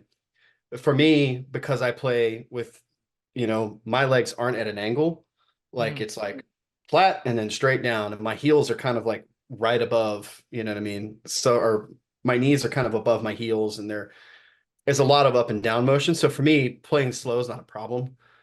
Um, if I was just using ankle from like a scooted back position, like a lot of drummers do, I would probably struggle with it. Like I've Mhm. tried that before. I've tried all sorts of different things just to see like what things feel like. You can go really fast that way, like sitting further back with your you know, legs out and like your heels further down, you can really move the pedals faster. But I don't have the control that I have if I sit closer and lower. And I'll trade control and power for speed any day. You know what I mean? Because you can get speed out of just about any technique. But yeah, no, this guy's mid-tempo stuff sounds good too. My feet kind of look like that when I play. I play on the balls of my feet with my heels up. My legs I'm not sitting super far away. There's a lot of vertical motion, especially with stuff at this speed. But yeah, that's pretty much what my feet kind of look like.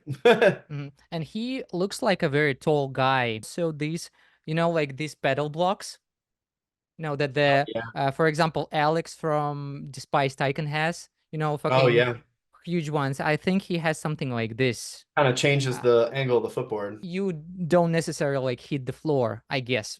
I don't know, talking out of my ass. But the Alex, he had before he did that, he had like double like the risers like in the footboard. His were like way up there. I remember touring with him and they were pretty flat, but he plays so high up, you know, and he plays like this. He plays with his heels up. Well, he used to. I don't know how he plays now, but I know he's incorporated some doubles. But yeah, back in the day, he could rip like that. It's crazy. Fucking machine. Like Alex. Yeah. First time I watched him play MVP live, I was like, mind blown. Yes. So this is the part which is the transition from slower double bass to the faster, right? Let's see how he does it.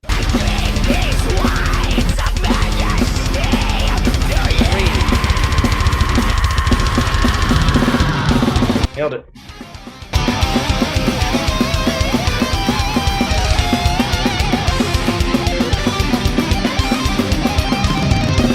I think this feel is different from what you played. He's also playing one less tom, so that might be it. Yeah, you had in your Tama drum set, you had 3. 8, 10, 12, and then 16. Nah, he picked a good one. He picked a ripper. Look at that Thank face. You very much. I love his drum face. He's it's another 3 minutes of pain. That's how I feel. Except this part. Okay. And the very last the very last one, which is the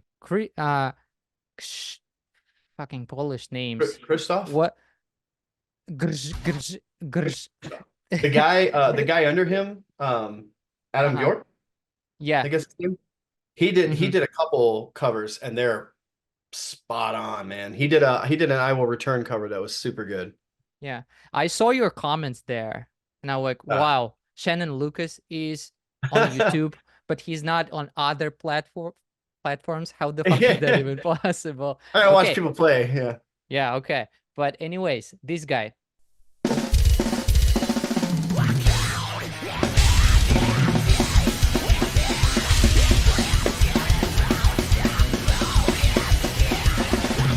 Just a couple little cymbal accents.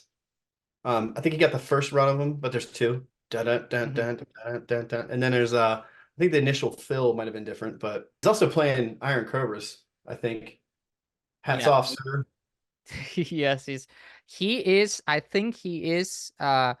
He played for Belfagor. Did he? Yeah. Well, this shouldn't be that hard for him. That band's fast.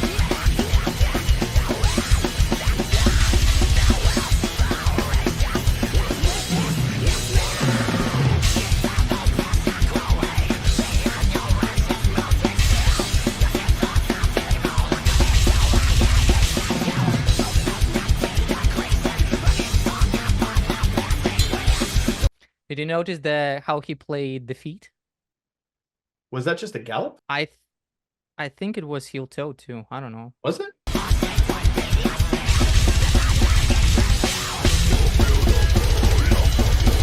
We'll see it in the double bass part.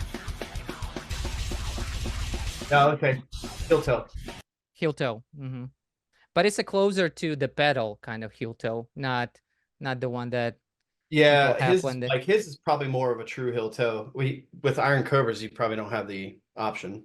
Yeah, you don't, like, your footboard is way too short. Okay.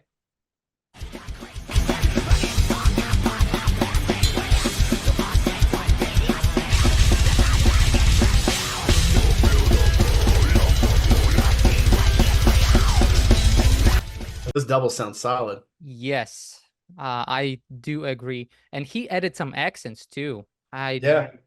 don't remember any. Okay, I sound like as if I'm fucking playing those songs. I'm sorry. If you have anything to add, because I heard them so many times.